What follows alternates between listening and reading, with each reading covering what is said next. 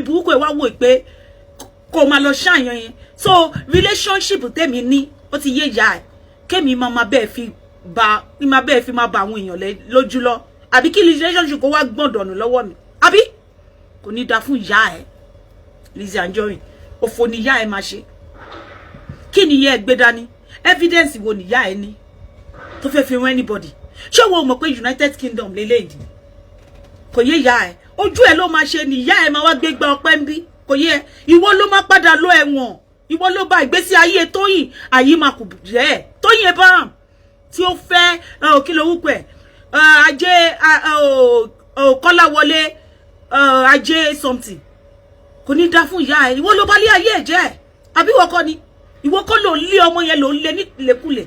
Ẹ jẹ́ a sọ̀rọ̀ nípa Funke Akindele ẹ jẹ́ a sọ̀rọ̀ nípa Funke ẹ má gbàgbé a máa dọ́dọ̀ ẹ bèèrè lọ́wọ́ Lizzy pé kí ló dé tí kò polówó fún mo pé mo bí ń pé kí ló dé tí kò polówó fún ẹ bá wa bèèrè lọ́wọ́ Lizzy pé kí ló dé tí kò polówó fún mo bí ń pé mo bí ń pé mi ò dárúkọ ẹ rí mi mọ̀ ẹ rí mo mọ̀ ẹ́ as a actress tí Tóyìn Abraham tí Ọlọ́run máa jẹ́ kí ajé kó wọnú ìgbésí ayé ẹ̀ lọ tí Tóyìn Abraham tó mú ẹ as ṣé godmother ni àbí goddaughter mi ò understand méjèèjì tó mú ẹ as god something do you understand ó dà pé wọ́n ní daughter ẹ̀ tó mú ẹ ní daughter ẹ̀ níjọ́ tó ṣèyàwó ìjọ́ yẹn ló ti rógun o ní ogun ti wọnú ilé ayé ẹ̀ ìjọ́ yẹn ló ti rógun ṣé kò yẹ torí gbogbo ẹni tó bá ti jẹ́ èèyàn ti Tóyìn ọ̀tá ló jẹ́ lọ́dọ̀ Lizzy ó dẹ̀ mọ̀ pé wọ́n náà kì í celebrate Lizzy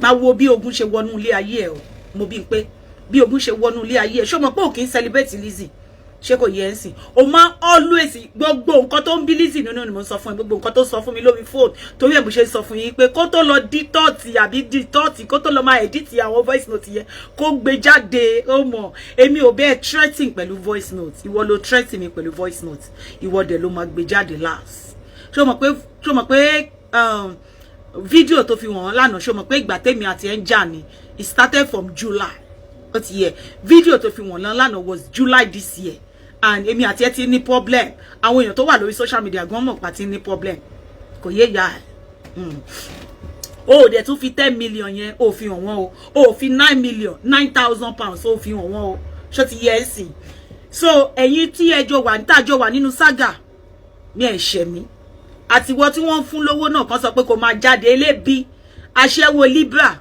ò ṣẹ̀ mí ṣé kò yé yẹ mo mọ̀ pé ebi ń pàyà tiẹ̀ náà ṣó ti yé ya ẹ̀ ebi ń pàyà tiẹ̀ náà pẹ̀lú gbogbo viewers o máa ní lánàá lórí Anamáyọ̀wá 200 are you not ashamed of yourself mo wá ń bèèrè lọ́wọ́ ẹ̀ pé ta ló ń gbèjà fún ṣé Bukky Jesse ló ń jà fún ni àbí Lizzy gangan kò yé ya ẹ̀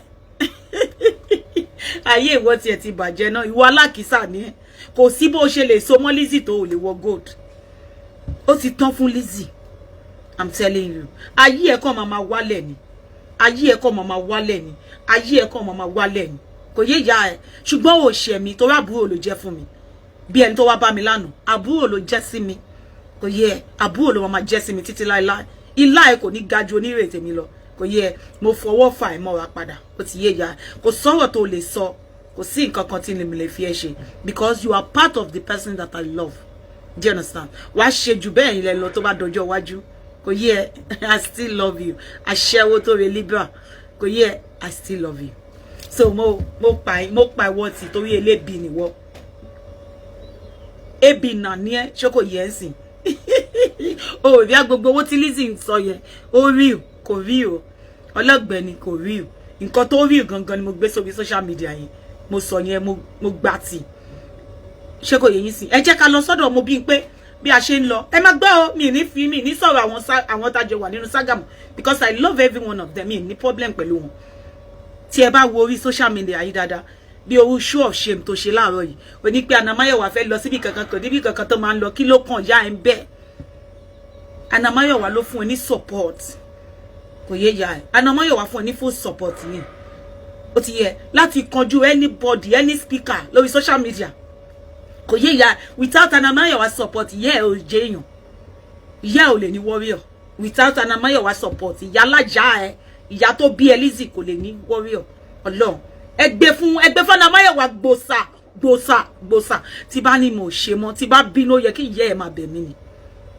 ìyá ò ní máa gbé mú bí ẹni tó sanwó lé mi ìwà alákìísà aláyé bàjẹ́ aláyé rúnrún olóṣì bí mo ṣe ń sọ̀wọ́ mo bí ń pè lọ ẹ mọ̀ pé òun ni dọ́tà Tóyìn Abraham ogun ẹ ti bàjẹ́ lórí Tóyìn Abraham lẹ́nu o ṣe mọ̀ pé bàbá lábúlé sọ pé àgbọ̀dọ̀ dáwúkọ ẹ̀ ìjọ tá bá ti dáwúkọ ẹ̀ láti gbé ògo ẹ̀ fún padà ó ti wá gba ògo ẹ̀ báyìí gbogbo ẹni tó ń dí ẹ lógo gbogbo ẹni tó dìnà ògo ẹ Tóyìn Abraham ó ti gba ògo ẹ̀ ó ti jẹ́ ògo ẹ̀ gbà kí ìgbésí ayé ẹ kí iná ìmọ́lẹ̀ kó máa bẹ̀rẹ̀ sí tàn nínú ìgbésí ayé ẹ lágbára ẹ̀jẹ̀ Jésù gbogbo òkùnkùn tó wà nínú ayé ẹ tó fi sínú ayé ẹ tẹ́lẹ̀tẹ́lẹ̀ kó padà lọ bá back to sender kó lọ padà lọ bá wọn èmi ti wá tú ẹlẹ́ lọ́dọ̀ ti tèmi o wọ́n ti sọ yí pé a gbọ́dọ̀ dáwúkọ ẹ bàbá lábúlé wọn nù wá òye ẹ tó bá rí pé mi ò dáwúkọ ẹ fún ọdún tó ti pẹ́ fún ìgbà tó ti pẹ́ nítorí nǹkan tí bàbá lábúlé sọ ni òye ẹ èmi ò dẹ̀ mọ̀ béèyàn ṣe máa ń ṣe show téèyàn kì í dáwúkọ èèyàn èmi ò mọ̀ ṣe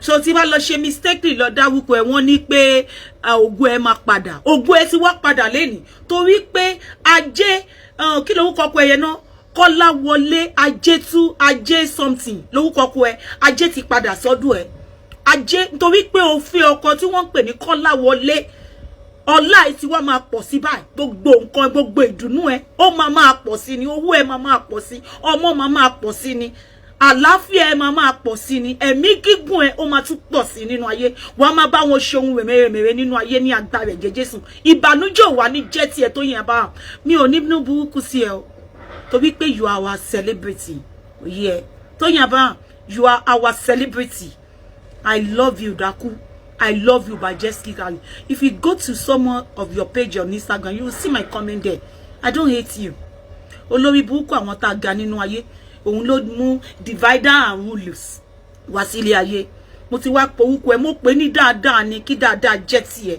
kó jẹ́ tọmọ ẹ kó jẹ́ ti gbogbo àwọn tẹ́jọ wà nínú ayé nínú ilé ẹ kí dáadáa máa bẹ̀rẹ̀ sí ní ṣẹlẹ̀ ìgbéga gbogbo ohun tí wọ́n ti gbà lọ́wọ́ ẹ kí gbogbo ẹ máa rọ́pò 100 votes láti wákàtí ìlọ kí ìṣeré ẹ kó máa gbèrò láṣẹ tẹlẹ́dùmarè kò yẹ all you need to do olórí burúkú ni aláyé bàjẹ́ ni nítorí ẹ̀ ló ṣe ń wá gbogbo ọ̀nà wàá mú àwọn ènìyàn wàá dè wọ́n mọ́lẹ̀ wàá mú àwọn ènìyàn wàá dè wọ́n mọ́lẹ̀ tábà wà lọ tábà wà bọ̀ ìwọ gangan lórí burúkú ẹ̀dá ẹ jẹ́ ká lọ sọ́dọ̀ Mobímpé nítorí pé Mobímpé ò kì í celebrate ẹ̀ níbi tí ó ṣọ́ yín dé ẹ̀yin celebrity ó ṣọ́ yín débi pé ẹ̀ kì í celebrate ẹ̀ ó mọ gbogbo ẹ̀yin tẹ́ ẹ̀ kì í celebrate ẹ̀ ó mọ̀ yín pátápátá ọmọ yìí ẹ mọjọ́ tí wàhálà dé bá kí lorúkọ ẹ Mercy Aigbe ẹ mọjọ́ tí wàhálà dé gba Mercy Aigbe ó ní pé torí pé Mercy Aigbe delete fídíò òun ni wàhálà yẹn gbọ́dọ̀ dé bá ẹ jẹ́ ká padà lọ sọ́dọ̀ Mobímpé ṣé kò yé yín sí ó mú Mobímpé mi ò mú orúkọ ẹ o ṣùgbọ́n nítorí pé mi Ọlábísí ọmọ bíbí inú Táíwò mo dáwúkọ ẹ wọ Mobímpé lẹ́nu ọ̀nà ẹ ìrìn àjò ẹ ó máa dá ni ó máa dá ni ìbànújẹ́ ò ní dé bẹ́ẹ̀ mọ́ lágbára ẹ̀jẹ̀ Jésù ìbànújẹ́ ò ti dèwọ̀ nídìí ilé ẹ̀ ìbànújẹ́ ò ti jẹ́ tiẹ̀ mọ́ ní agbára ẹ̀jẹ̀ Jésù ló bá mú Mobímpé mẹ́nu o Ọlọ́run ló mọ ẹni tí ẹ mọ ọkọ Mobímpé kó máa Ọlọ́run tí ó sìn Ọlọ́run dáadáa ni Ọlọ́run tí ọkọ Mobímpé sìn Ọlọ́run dáadáa àfi bíi pé bọ̀bọ́ yẹn mọ̀ yí pé wọ́n ń gbé orúkọ ìyàwó ẹ̀ káàkiri ilé babaláwo nìyẹn bó ṣe wọ́ọ̀nù ẹ̀ nìyẹn bí Lizzy ṣe wá bá mi nìyẹn pé ọkọ ẹ̀ ti wọ́ọ̀nù ẹ̀ ṣá báwo lọkọ ẹ̀ ṣe mọ̀ ọkọ ẹ̀ ti wọ́ọ̀nù ẹ̀ ṣá pé gbogbo èèyàn ló gbọ́dọ̀ máa celebrate báwo lọkọ bọ̀bọ́ yẹn ṣe mọ̀ báwo lọkọ ẹ̀ ṣe mọ̀ ẹ bá wa béèrè lọ́wọ́ Lizzyanjorin báwo ló ṣe mọ̀ pọ́kọ ẹ̀ ti wọ́ọ̀nù ẹ̀ bí yẹn ṣe gbé fọ́tò Lizzy nìyẹn o for the first time in history ó ṣe gbé fọ́tò Lizzy bó ṣe celebrate Lizzy nìyẹn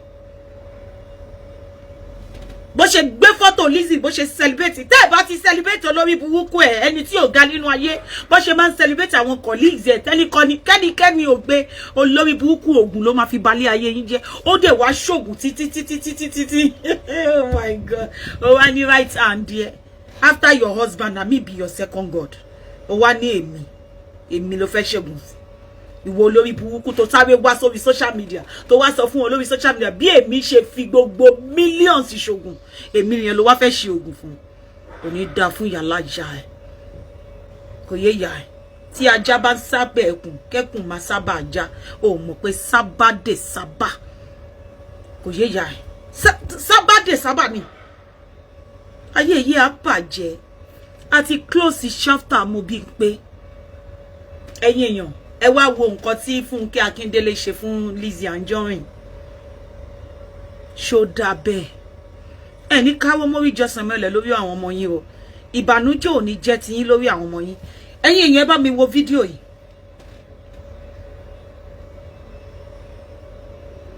wọn gbọ́dọ̀ ẹ̀yin èèyàn ẹ̀yin celebrity tẹ́ wà ní Nàìjíríà ẹnikẹ́ni yín tó bá invite Fọlá tẹ́ bá ti lè ti invite Fọlá ayé yín máa bàjẹ́ ni ó máa mú orúkọ yín lọ sọ́dọ̀ baba lábúlé ni níwájú Ọlọ́run àti ọba tí a kì í pè jẹ́ rírọ́ nígbà tí olórí burúkú ẹ̀ lọ sọ́dọ̀ baba lábúlé sọ yí pé Funke Akindele kò mọ̀ nípa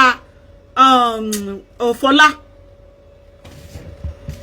pé Funke Akindele kò mọ̀ nípa Fọlá bọ̀ nítorí pé ó so mọ́ Fọlá láyé Fọlá bàjẹ́ ń bọ̀ fẹ́ yọ network kúrò mẹ́ ẹ wá wò ẹ̀yin náà ẹ wá bá mi wá many minutes torí pé mo gé many minutes yẹn mo gé fún ẹ because I need you ẹ wo how many minutes ẹ bá mi wo how many seconds this is just a 5 seconds 5 seconds ẹ ti rí pé 5 seconds ni it's just a 5 seconds ṣé ti rí pé 5 seconds ni 5 seconds wọ́n ní wọ́n fẹ́ mú lọ kó lọ ṣoríire ni kí ló ṣe fún ó ní pé gbogbo bí wọ́n ṣe ń gbé ọmọ òun ṣépè wọ́n gbọ́dọ̀ Funke Akindele wọ́n gbọ́dọ̀ gbé ọmọ tiẹ̀ náà ṣépè lórí ìkànnì yìí ni Funke Akindele bàbá ké síta labade rí Funke Akindele tó ṣe kíta àwa méjèèjì inú wa dùn pé ó rí Funke Akindele ni ó mà ti ń sunkún lórí social media inú ẹ̀ dùn inú wa bẹ́ẹ̀ sí bí mo wá àtijọ́ mo wá celebrate because baba lábúlé ti sọ fún wa pé Funke Akindele ò mọ̀ yìí pé ọmọ yẹn ń bọ̀ ní party yẹn a need láti ṣe kíni òye a need láti ṣe kò need láti ṣe kà fún mọ́ nǹkan tí bàbá yẹn mean nìyẹn ó ní láti ṣe kà fún mọ́ ṣùgbọ́n ó padà lọ ṣe kà fún náà ó padà ṣe níkà ó padà tọ́ lọ́fẹ́ náà ni wọ́n bẹ̀rẹ̀ sí gbé ọmọ ẹ̀ ṣépè èmi wá bẹ̀rẹ̀ sí celebrate ọmọ yẹn back to back ẹ̀ ń rántí pé ńgbà tí mo ṣí péjì Funke Akindele ni mo gbé síbẹ̀ but kò lè yé yín ṣó ti yé yín sìn nǹkan tẹ́mi ṣe yẹn kò lè yé yín ó ti yé yín pé ṣe bí bàbá lábúlé ti sọ fún wa yìí pé Funke Akindele ò mọ̀ yìí pé ọmọ yẹn ń bọ̀ wá sí pàtí yẹn báwo ni nítorí pé Funke Akindele ti mọ Fọlá báwo ni Fọlá máa sáré lówó láti ọjọ́ ìtò sọ yí pé Fọlá gbọ́dọ̀ ó máa wá tọrọ jẹ lọ́wọ́ ẹ̀ ni Fọlá ò tí ì tọrọ jẹ lọ́wọ́ ẹ̀ lẹ́nu kò tí ì tọrọ jẹ ojoojúmọ́ ló ń gbé àwọn ọmọ ẹ̀ mẹ́rẹ̀ẹ̀rin ṣépè tí ọmọ Latifu dẹ̀ wà ń bẹ̀ last born Fọlá tí Fọlá ní lọ́wọ́ ọmọ Latifu ni tó confirm ẹ̀ ọmọ Latif ni last born ẹ̀ wàá dẹ̀ máa gbé àwọn ọmọ mẹ́rẹ̀ẹ̀rin wàá máa gbé wọn ṣépè ọmọ Latifu ni ọmọ Fọlá last born Fọlá ọmọ Latifu ni wàá dẹ̀ máa gbé àwọn ọmọ ìbínú yẹn ni wọ́n fi bẹ̀rẹ̀ sí celebrate ohun kí lorúkọ lady Funke Akindele òun àtọmọ ẹ̀ ẹ̀yin tẹ́ jẹ́ warriors olórí burúkú olóṣì ẹ̀dá tí ẹ rí Funke Akindele lórí profile mi àti picture àti page mi for long time nǹkan tó ṣe fún ọmọ yẹn nǹkan tó ṣe fún àwọn ọbẹ̀jì yẹn òun ni mo ṣe celebrate gẹ̀yìn ẹ̀bẹ̀ yẹn èèyàn tó bá jí abíamọ èèyàn tó bá jí abíamọ kò ní wíkẹ̀tì tó yẹn kí ló fẹ́ gbà ń bẹ̀ àwọn ọmọ tó jẹ́ àìmọye àwọn ọmọ tó ti balẹ̀ ayé wọn jẹ́ o ṣé kò yé mi sìn ìyá wọn tọwọ́ bọ ṣọ̀lọ̀ ni ẹni tí ìyá ẹ bá ti ń tọwọ́ bọ ṣọ̀lọ̀ tán tí olórí burúkú Lizzy tó bá yín balẹ̀ ayé àwọn ọmọ yín jẹ́ ẹ tọwọ́ bọ ṣọ̀lọ̀ ni kò kàn mí but eléyìí bàbá alábúlé ti sọ fún wa yìí pé ọmọ yìí Fọlá yìí kò Funke Akindele ò mọ̀ pé Fọlá ń bọ̀ kò mọ̀ kò mọ̀ yí pé Ìyábọ̀ Òjó mú Fọlá bọ̀, kò mọ̀ pé ó mú bọ̀, kò mọ̀ pa ẹ̀. Ó wá bọ́ta, ìwọ náà ló bọ́ta lẹ́sẹ̀kẹsẹ̀, ó bọ́ta lẹ́sẹ̀kẹsẹ̀. Ẹ máa gbọ́ nǹkan tó lórí burúkú sọ gbà tó tún bọ́ta lẹ́sẹ̀kẹsẹ̀ tó lọ ṣe ṣó fún olófò èèyàn yìí, tó lọ ṣe fún òfin Funke Akindele. Ó fi ṣẹlẹ́yà ni, ó mọ̀ọ́kì ẹ̀ ni, ó bẹ̀rẹ̀ sí ní mọ̀ọ́kì fún no ìwọ kọ́ ni mo fẹ́ ṣe, ó bẹ̀rẹ̀ sí mọ̀ọ́kì fún Funke Akindele. Oh, ṣé fídíò mi ṣe kinní ni? Mo ń bọ̀, màá lo èmi, mo ní fóònù rẹpẹtẹ. Ok, mo ní kinní bí charger wà níbí.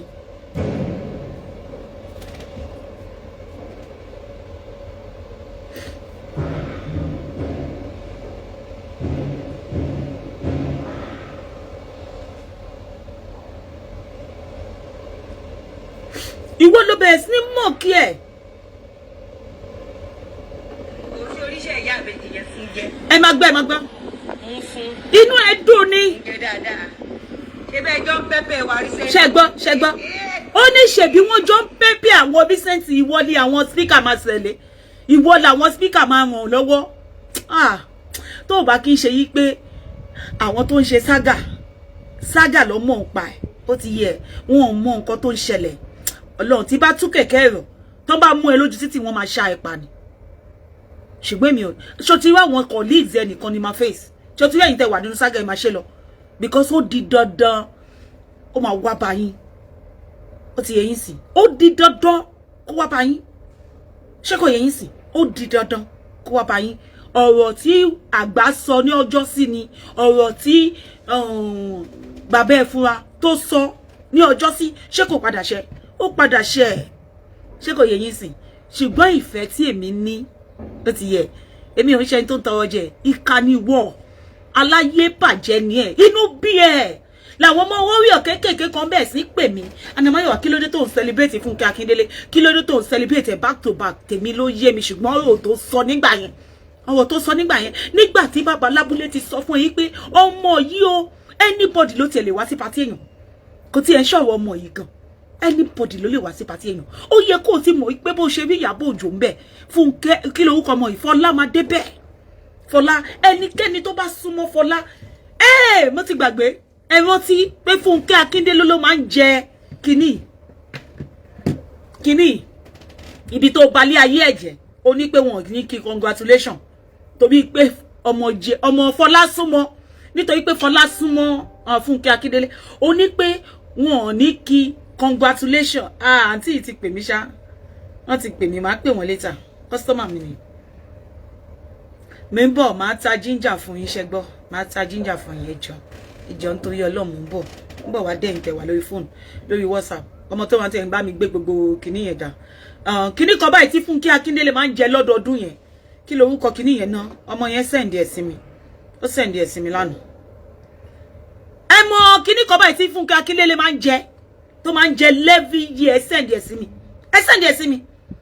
Kìíní tí ó máa ń jẹ levy year, ó ní pé wọ́n ní kíní congratulation lórí kíní yẹn, wọn ò kí congratulation ẹlòmíì lọ gbé fún mi ní kíní yẹn náà. Ṣọbí ó send ẹ̀ sí mi lánàá, no kò ń ṣe lé yìí tó send sí mi lánàá yẹn, send ẹ̀ sí mi. Kíní tó máa ń jẹ yẹn MAMVACA, yes, award yìí gangan náà ni. God will bless you. Onídàáfún ayé òyìnbó, God will bless you. Àmàdé rí pé Funke Akindele wọ́n máa gbé fún ẹlòmíì mà ní, pẹ̀lú iṣẹ́ takuntakun tọ́mọ yẹn jẹ, wọ́n gbé fún ẹlòmíì ní. Ìwọ lórí burúkú olóṣì aláyé bàjẹ́. Ṣé Funke ṣe Fọlá bọ́ síta ó sọ fún ẹ, torí pé gbogbo ẹni tó bá ti ṣe Fọlá ní nǹkan, tó bá ti ṣàánú ẹ̀, òun náà kọ́ gbẹ́nu ẹ̀ dákẹ́. Wọ́n ní tí ọwọ́ èèyàn bá ta ó máa ń fọwọ́ bò ni, tí ọwọ́ èèyàn bá ta, tí èèyàn wọ́n fẹ́ kó tọwọ́ jẹ kú ni, ó ṣe kò yẹ sí. Gbogbo ẹni tó bá súnmọ́ ẹ ọmọ máa bá ti wọn jẹ ni, ó ṣe kò yẹ. Wọ́n ní tí ọwọ́ èèyàn bá ta, tí Ọlọ́run bá gbé ọwọ́ èèyàn sókè, èèyàn máa ń fọwọ́ bò jẹ ni, èèyàn máa ń dáwọ́ bò jẹ. Gbogbo nǹkan tí èèyàn bá dà nílé ayé kọ́ lèèyàn máa tú síta, torí pé kó lè pẹ́ lọ́wọ́ ẹ pẹ́. Ìgbà tó bá batele ìjẹ́ tó batele ìjẹ́, ta ló máa wọ̀n ẹ́ lọ́wọ́? Ta ló máa wọ̀n ẹ́ lọ́wọ́? Tí inú ẹ bá ń dùn, wá pamọ́ra ni, wá ṣe bíi pé inú ẹ ò dùn, wá pamọ́ra ni. Kò yé ẹ, wá pamọ́ra ni torí pé ó ṣe jẹ́ tó jẹ́ yí pé àwọn ẹlòmíì Ọlọ́run ló kàn déédéé rán wọn sí ẹ pé kó ń fún ẹ láàánú kó wá lọ pàdé àgbákò ńbẹ̀ ó mọ̀ pé nǹkan burúkú ni so tínú ẹ bá ń dùn jẹ́ kó máa rí ẹ bí alákìísà ṣùgbọ́n nínú ọkùn ẹ ò kì í ṣe alákìísà ṣé kò yẹ torí pé tí ọwọ́ ẹ bá tẹ òkúdà ìgbà yẹn góńgó ló máa bẹ̀rẹ̀ ikú tó pa bàbá ẹ o ìgbà tí ọwọ́ mi tẹ òkúdà tí mo fèsì olórí burúkú padà a máa jọ ṣe wá lóògùn ni tó máa gba skilliciously swagalliciously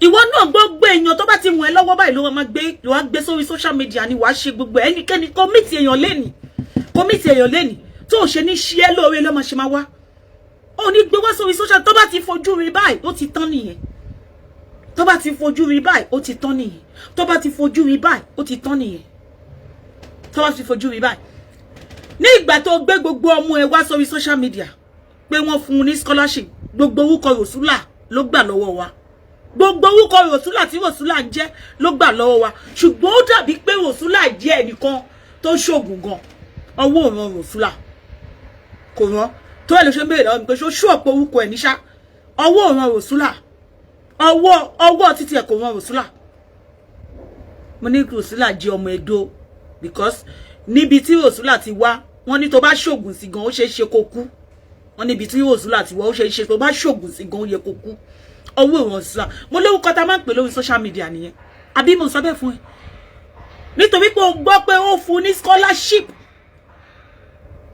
ó ti gbọ́ kò sẹ́ni tó ràn ẹ́ lọ́wọ́ tó gbé wá sórí social media tí wọ́n bá ní ayé ẹ̀jẹ̀ ti Funke nìyẹn tẹ́ bá wo fídíò tí mo fi wọ̀nyí yẹn ẹ rí i pé Funke ò lò ju 5 minutes lọ ọmọ yóò gba congratulation kankan ó ní pé má gbọ́ o Funke ò sí mẹ́gbà tó ṣépè fọmọ ẹ̀ o ǹgbà tó sọ yí pé wọ́n ṣépè fọmọ ẹ̀ Funke ò sí ńbẹ̀ Funke Akindele ò sí ńbẹ̀ ṣùgbọ́n Funke ó jẹ́ kó mọ̀ ó jẹ́ kó forí ko àbó jẹ́ kó forí ko èèyàn mélòó ló fẹ́ pa sọ fún wa lórí social media èèyàn mélòó ló fẹ́ pa tó bá yàwọ̀ wá sọ yí pé ẹ ṣáà mọ̀ ọ̀rọ̀ tí mo ti sọ yẹn ọ̀rọ̀ tó ti sọ kọ́ àbàtẹnijẹ́ ẹ̀dá ni ẹ èèyàn tó ń sá fún ni ẹ kò sẹ́ni tó súnmọ́ ẹ tó ní padà ṣe lóògùn ìka kò sẹ́ni tó súnmọ́ ẹ ta ló súnmọ́ ẹ tó ní fìkà ṣe kò sẹ́ni tó súnmọ́ ẹ lórí social media yìí kò sí ẹni tó súnmọ́ ẹ tó ní fi ògùn ṣe ṣùgbọ́n ó máa padà kà lọ́ọ̀ ni wàá padà kà ẹ má gbọ́ ẹ má gbọ́ inú ẹ dùn ni àbí inú ẹ dùn inú wèrè dùn ni ìbẹjọ ń pẹpẹ wa ni ṣe gbọ́ wọ́n jẹ́ ń pẹ́pẹ́ wọn gbogbo sórí tó sọ tòótọ́ ni ṣe gbọ́ ṣe gbọ́ ó làálàá kí bó ṣe gbọ́ làálàá kí ó wá mọ́ọ̀kì Funke àbí kò mọ́ọ̀kì ẹ̀ ó wá mọ́ọ̀kì ẹ̀gbà tí yẹn ń sunkún lórí social media oorun ní kura ṣe gbọ́ ṣe gbọ́ ṣe gbọ́ inú ẹ̀ dùn ó ń rẹ́rìn ẹ ti mọ̀ pé àjẹ́ ni aláyé bàjẹ́ tó ń balẹ̀ ayé àwọn ọmọ jẹ́ ojoojúmọ́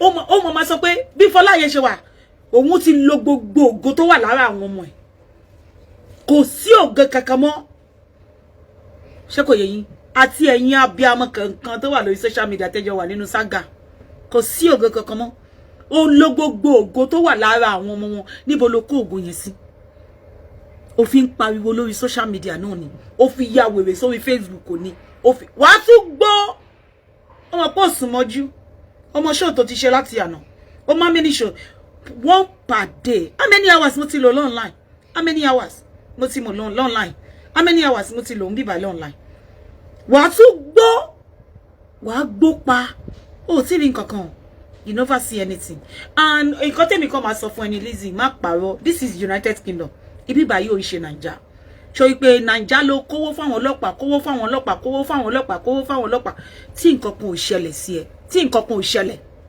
ó kówó fáwọn ọlọ́pàá kówó áyán lásán yálàyẹ ò lè arrest ẹ áyán ní Nàìjíríà yẹn níbi tí ayé ẹ bàjẹ́ dé ò lè arrest áyán níbi tí ayé ẹ bàjẹ́ dé ní Nàìjíríà ò lè arrest áyán kò yé ya àwọn colleagues ẹ tó sọ yí pé nígbà tí wọ́n ọ̀zù àwọn máa lọ ń jùdí bá bàbá ni wọ́n máa lọ ń jùdí bá bàbá ni wọ́n máa lọ ń jùdí dé bá bàbá ni ayé wọn ń da ìwọ ló mú ògùn wọn wálẹ̀ ìwọ ló ń ba tí wọ́n jẹ́, ìwọ láyé ẹ̀ ń bàjẹ́. Lizzy já bèrè lọ́wọ́ èèyàn mélòó ló ti raṣọ lọ́wọ́ ẹ lánàá, èèyàn mélòó ló ti raṣọ lọ́wọ́ ẹ lénìí. Mo mọ̀ pé tó bá di ilé ní sí wá bọ́ síta wá sọ pé ó fẹ́ ránṣọ fáwọn èèyàn 200 wá dé wá lọ sí Ìdúmọ̀tà láti lọ ra kí lorúkọ ẹ̀, wá lọ sí Ìdúmọ̀tà láti lọ ra bọ́tìnì 91,000 naira. Good morning sir. Lizzyanjorin nìkan ló máa ránṣọ fún èèyàn 200 ẹ máa gbọ́, ó ránṣọ fún èèyàn 200 ó máa lọ ra bọ́tìn 91,000 naira. Olórí burúkú àwa tá ga nínú ayé, ó fẹ́ ránṣọ àwa tá ga nínú ayé, á wá lọ ra bọ́tì 91,000. Ẹ ti mọ̀ pé lórí burúkú ni.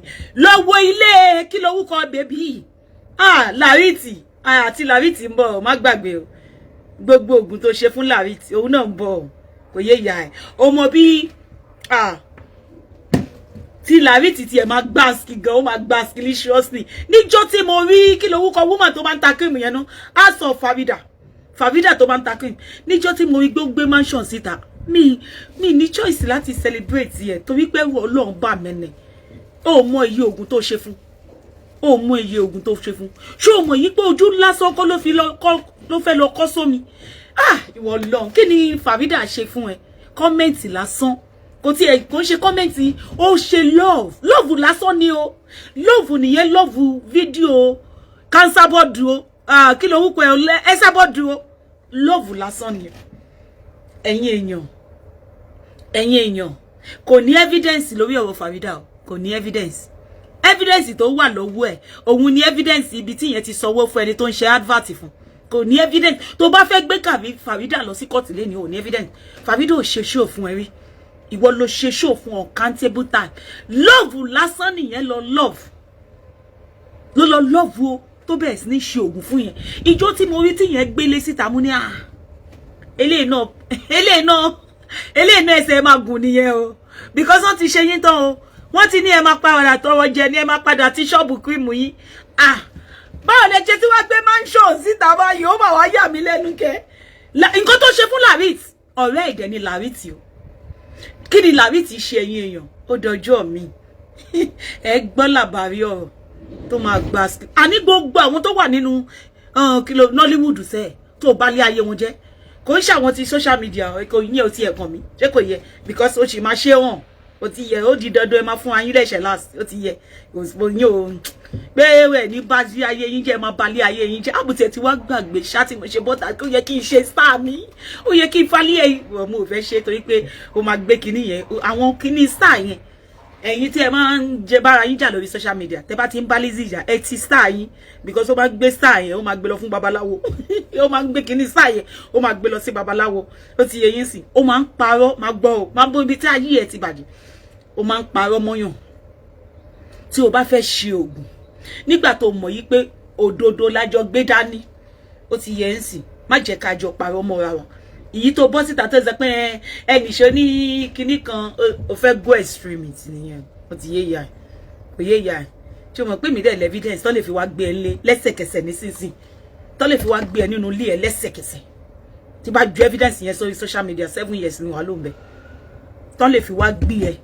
Ṣé o mọ̀ nǹkan evidence tí colleagues ẹ ń wá tí ò ní tó fi tú ẹ lẹ̀ níjọ́ tán gbé ẹ, níjọ́ tó wá arrest ẹ gangan.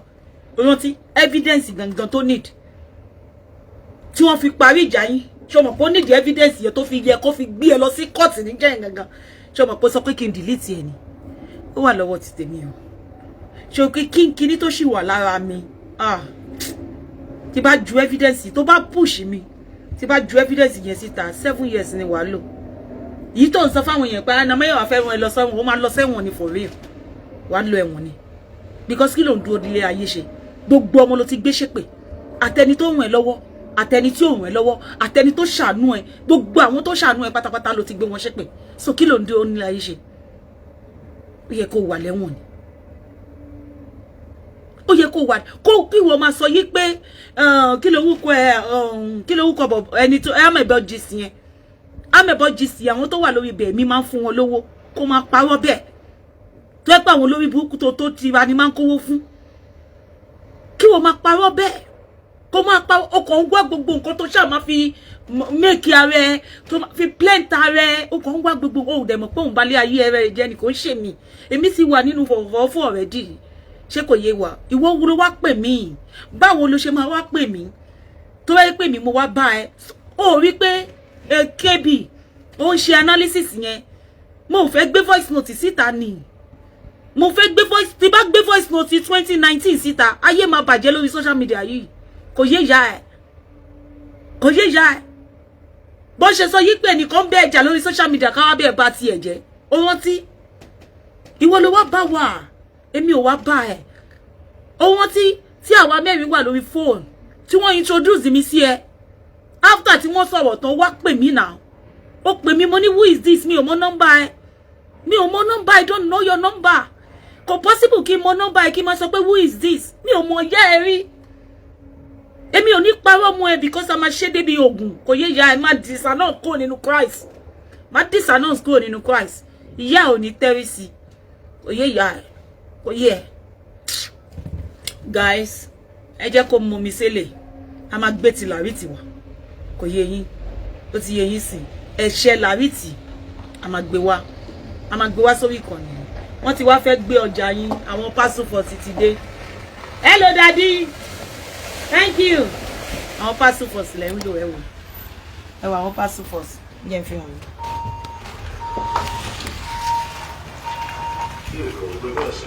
ẹ ti rí wọn wọ́n ti fẹ́ wá kó gbogbo ọjà yín ẹ máa gbé wá gbogbo ọjà yín lọ́la so guys ẹ jẹ́ máa lọ because mo máa help ẹ nǹkan tán fi like mi nìyí mo máa help máa yẹn I'm coming to help ẹ jẹ́ máa lọ yeah mi ò tí ṣe MC something award yẹn màá sọ mọ́rọ̀ níjọ́ mi I love you guys gbogbo ẹ̀yin tájọ wà nínú saga I love you tẹ́ bá mi wí ó ti yé yín tí mi gbọ́ràn sí lẹ́nu ẹ má bínú I still love you guys tí kò yé yín ọ̀rẹ́ wa tó wà láàrin wa kò ní bàjẹ́ ó ti yé yín sìn tí ẹ ti pọ̀ jù ni gbogbo ẹ̀yin tẹ́ ń bú mi náà tájọ wà nínú saga I still love you guys kí Ọlọ́run ọba kó bá mi dáàbò bò yín may God bless you daddy kí Ọlọ́run ọba kó bá mi dáàbò bò gbogbo yín ìbànújẹ́ ò ní jẹ́ ti yín I rest my case I will see you when I need to see you mo mọ̀ pé baby mi máa bínú o my sweetheart ìgbà ọdún kan but yeah you know I love you I can't love you less ẹni tó tiẹ̀ rí wa báyìí tó fẹ́ wa bó ṣe ṣá wa tó ó tún like wa ó rí ohun tí sweetheart mi wà fún mi ni ìyá alájà ẹ̀ láti orí ẹja ṣó lè relé fún ẹ láti orí ẹja ṣó lè relé fún ẹ kò lè relé fún ẹ ọlá ń bí ẹ nínú ni kò yẹ ẹ ọlá ń bí wọn nínú olóṣì mi mo ló ní alákìsà olórí ibú aláyé gbókúlùmùṣù please bring real evidence out authentic one stop being fake ó ti yẹ gbogbo ìgbà tá à ń jà nìyẹn stop bringing those things ó ti yẹ I love you my mommy my daddy my sister àìtẹ́yìn tí mo gbé kọ́ yìí náà ẹ má bínú ó ti bàjẹ́ gan kò ṣe tún ṣe mọ́ ó sì yẹ yín sìn wèrè olórí burúkú kan tí mo fi tinútinú tí mo fi support kò ní wá bà tèmi jẹ́ lórí social media kí wá máa wòran máa bà tiẹ̀ náà jẹ́ ó sì yẹ yín sìn yes mo ṣe ẹni kankan o I have no enemy omi tèmi ò lọ́tà omi ni mí ó sì yẹ yín omi ni ó ṣetán láti gbé Lizzy mi bẹ́ẹ̀ ni màá ṣe sọ fún yín ṣùgbọ́n ṣó ẹyọ kan pàdé ni kò síwọ́ tó lè pa ẹyọ kan pàdé ó máa mú mi sí ni injection burúkú ni ẹ jẹ́ kó japoro ó sì máa wá sọ fún yín pé òun ò parọ́ òun sọ tòótọ́ ni èmi ò ní parọ́ mọ́ ń bì bọ́rọ̀ bá ṣe jẹ́ gangan ni máa ṣe gbé kalẹ̀ ṣé kò yẹ yín sìn àtẹ̀yìn tẹ̀ ń bẹ̀ mí Anamáyọ̀wá má gbé voice note síta tó bá ti gbé síta má gbé tèmi síta ìgbà yẹn la máa jọ ṣáná sí live kò yé ìyá ẹ̀ tó lórí burúkú ni kò sẹ́ni tó súnmọ́ ẹ kò sẹ́ni tó súnmọ́ ẹ speaker wo ló fẹ́ lọ súnmọ́ ẹ pátì wo ló fẹ́ lọ súnmọ́ ẹ lórí social media tó ní record ẹ kò sẹ́ni tó record ṣùgbọ́n last one yẹn ni mo fún ẹ láyè láti gbà kò yẹ ẹ ṣùgbọ́n yìí tèmi àti ẹjọ́ sọ gangan ṣáná sí live kò play ẹ yìí tá a jọ sọ nígbà tá a wà nínú ọ̀rẹ́ kò ń ṣègbà tá a fẹ́ máa jà o kò yẹ torí gbogbo ìgbà tá a fẹ́ máa jà mi ò ń gbé kọ̀lẹ́ mọ́ máa fún ẹ ní ìsìkọ́ mi ìmí kò yẹ kí n sọ fún ẹ pé mo wà nínú ṣọ́ọ̀ṣì kò yẹ àbí kí n sọ fún ẹ pé mo ń sùn kò yé ìyá ẹ mo ò jẹ́ kó gba voice note yẹn mọ́ àwọn èyí tó ti gbà yẹn ó ti yẹ máa fi yín ní apps kan app yẹn tẹ́ bá fi sórí fóònù yín ẹ lè fi sórí WhatsApp ẹ lè fi sórí fóònù yín any phone ẹ lè fi sí ẹ máa rà ni it's gonna tell you who is recording you ó máa sọ fún yín téèyàn tó máa ń pè yín tó bá record yín apps yẹn máa sanwó fún ni ṣá apps yẹn máa sọ fún yín pé this person is recording you odindi tó pe rẹ̀ ní millionaire kò sẹ́ni tó pè gbogbo àwọn tó rajà lọ́wọ́ ẹ̀ náà máa record wọn kóhun máa record mi èmi sì mo ti torí ẹ̀ lọ ra fóònù 3000 wàá ṣòfò ni ìwọ àbí aláàrú ẹ̀ kò ní bá mi yẹ̀yà ẹ bá mi kọ síbẹ̀ pé kò ní da fún Lizzy òfò ní Lizzy máa ṣe Lizzy kò ní jèrè gbogbo ohun tó fọwọ́ ẹ̀ ṣe kò ní jèrè gbogbo ẹ̀ ó máa dìbànújẹ́ mọ́ lórí ni láṣẹ tẹlẹ́dùmarè ìbànújẹ́ láyé ẹ̀ máa gbà last ayé ẹ̀ ti wà ní jùjù ọmọ ni ayé ẹ̀ ti wà nínú kòòfò ayé Lizzyanjorin ayé ẹ̀ ti wà ní kòòfò ayé ó lo kọ́kọ́ lo ọjà mi ó kọ́kọ́ bọ́ síta lọ́lọ́kọ̀ọ́kọ́ sọ pé mo lọ ṣògùn ẹlẹ́ǹkejì ó bọ́ síta ó ní pé wọ́n rí àtà píàpíà nínú ọjà tèmi ń tà òfò ni ìyá ẹ̀ máa ṣe ìyá ẹ̀ máa ṣòfò nínú òfò ìbànújẹ́ máa jẹ́ tiẹ̀ ni ìwọ àtàwọn tẹ́jọ́ ń parọ́ láti jọ́ tí mo ti ń ta ẹ̀wà tí mo ti ń tọ́ oúnjẹ nínú United Kingdom because òun ni mo ń jẹ mi ò ń ta fake mi ò ń ta nonsense tó bá jẹ́ £1 ni mo rí ń bẹ̀ ó please mi mo like £1 yẹn kò yé ìyá ẹ̀ àti wọ́ ebina kí lorúkọ ọ̀wọ́ yẹn náà aṣẹ́wó tó lọ sí aṣẹ́wó Libra kò yé ìyá alákìísà ọmọ yẹn lébi o lè tún bọ́ síta o ṣùgbọ́n mo tún dáríjì ẹ̀ pé o tiẹ̀ tútù bù mí lẹ́nìí mo tún dáríjì ẹ̀ kò yé ẹ bí kò mú mọ̀ pé bí ń pa ẹ́ bọ́ tó o lè ráṣọ gidi wọ̀ o lè ṣáínṣáín láíláí ajá àti ẹ̀ ò lè ga tó èmi ó ti yé ìyá ẹ̀ inú gbóníwọ̀ wà kò yé ìyá ẹ̀ àfọ̀fọ̀ ni ẹ́ ìyá àti ẹ̀yẹ mọ̀ máa ó mọ̀ pé Lizzy tó ń sọ fún ẹ pé nígbà tí mo mọ òun ni mo ra gold nígbà tí mo ṣe gbá òun ni mo ra gold wá wo ẹni tó máa ń ta gold fún mi kó má bàa fi gbogbo agbára ẹjà tán ni o oye fẹ́ sọ fún ẹ kó lè ra gold fún ẹ kó lè fún ẹ gold ẹnu ló máa fi ń dún àwọn èèyàn ẹnu ó lẹ́nu gan bó ṣe wà yẹn jẹ́ ń sọ ẹni tó máa ń ra gold fún mi ibi tí ma ti ń ra gold ibẹ̀ ní Bobrisky ma ti ń ra gold kò yé ìyá ẹ̀ ó ti tán fáwọn ilé inú ayé wọn ti bàjẹ́ Becky Gold jẹ́ ń gbé jáde èèyàn méjì ló máa ń ta gold fún mi Becky Gold ó ti rí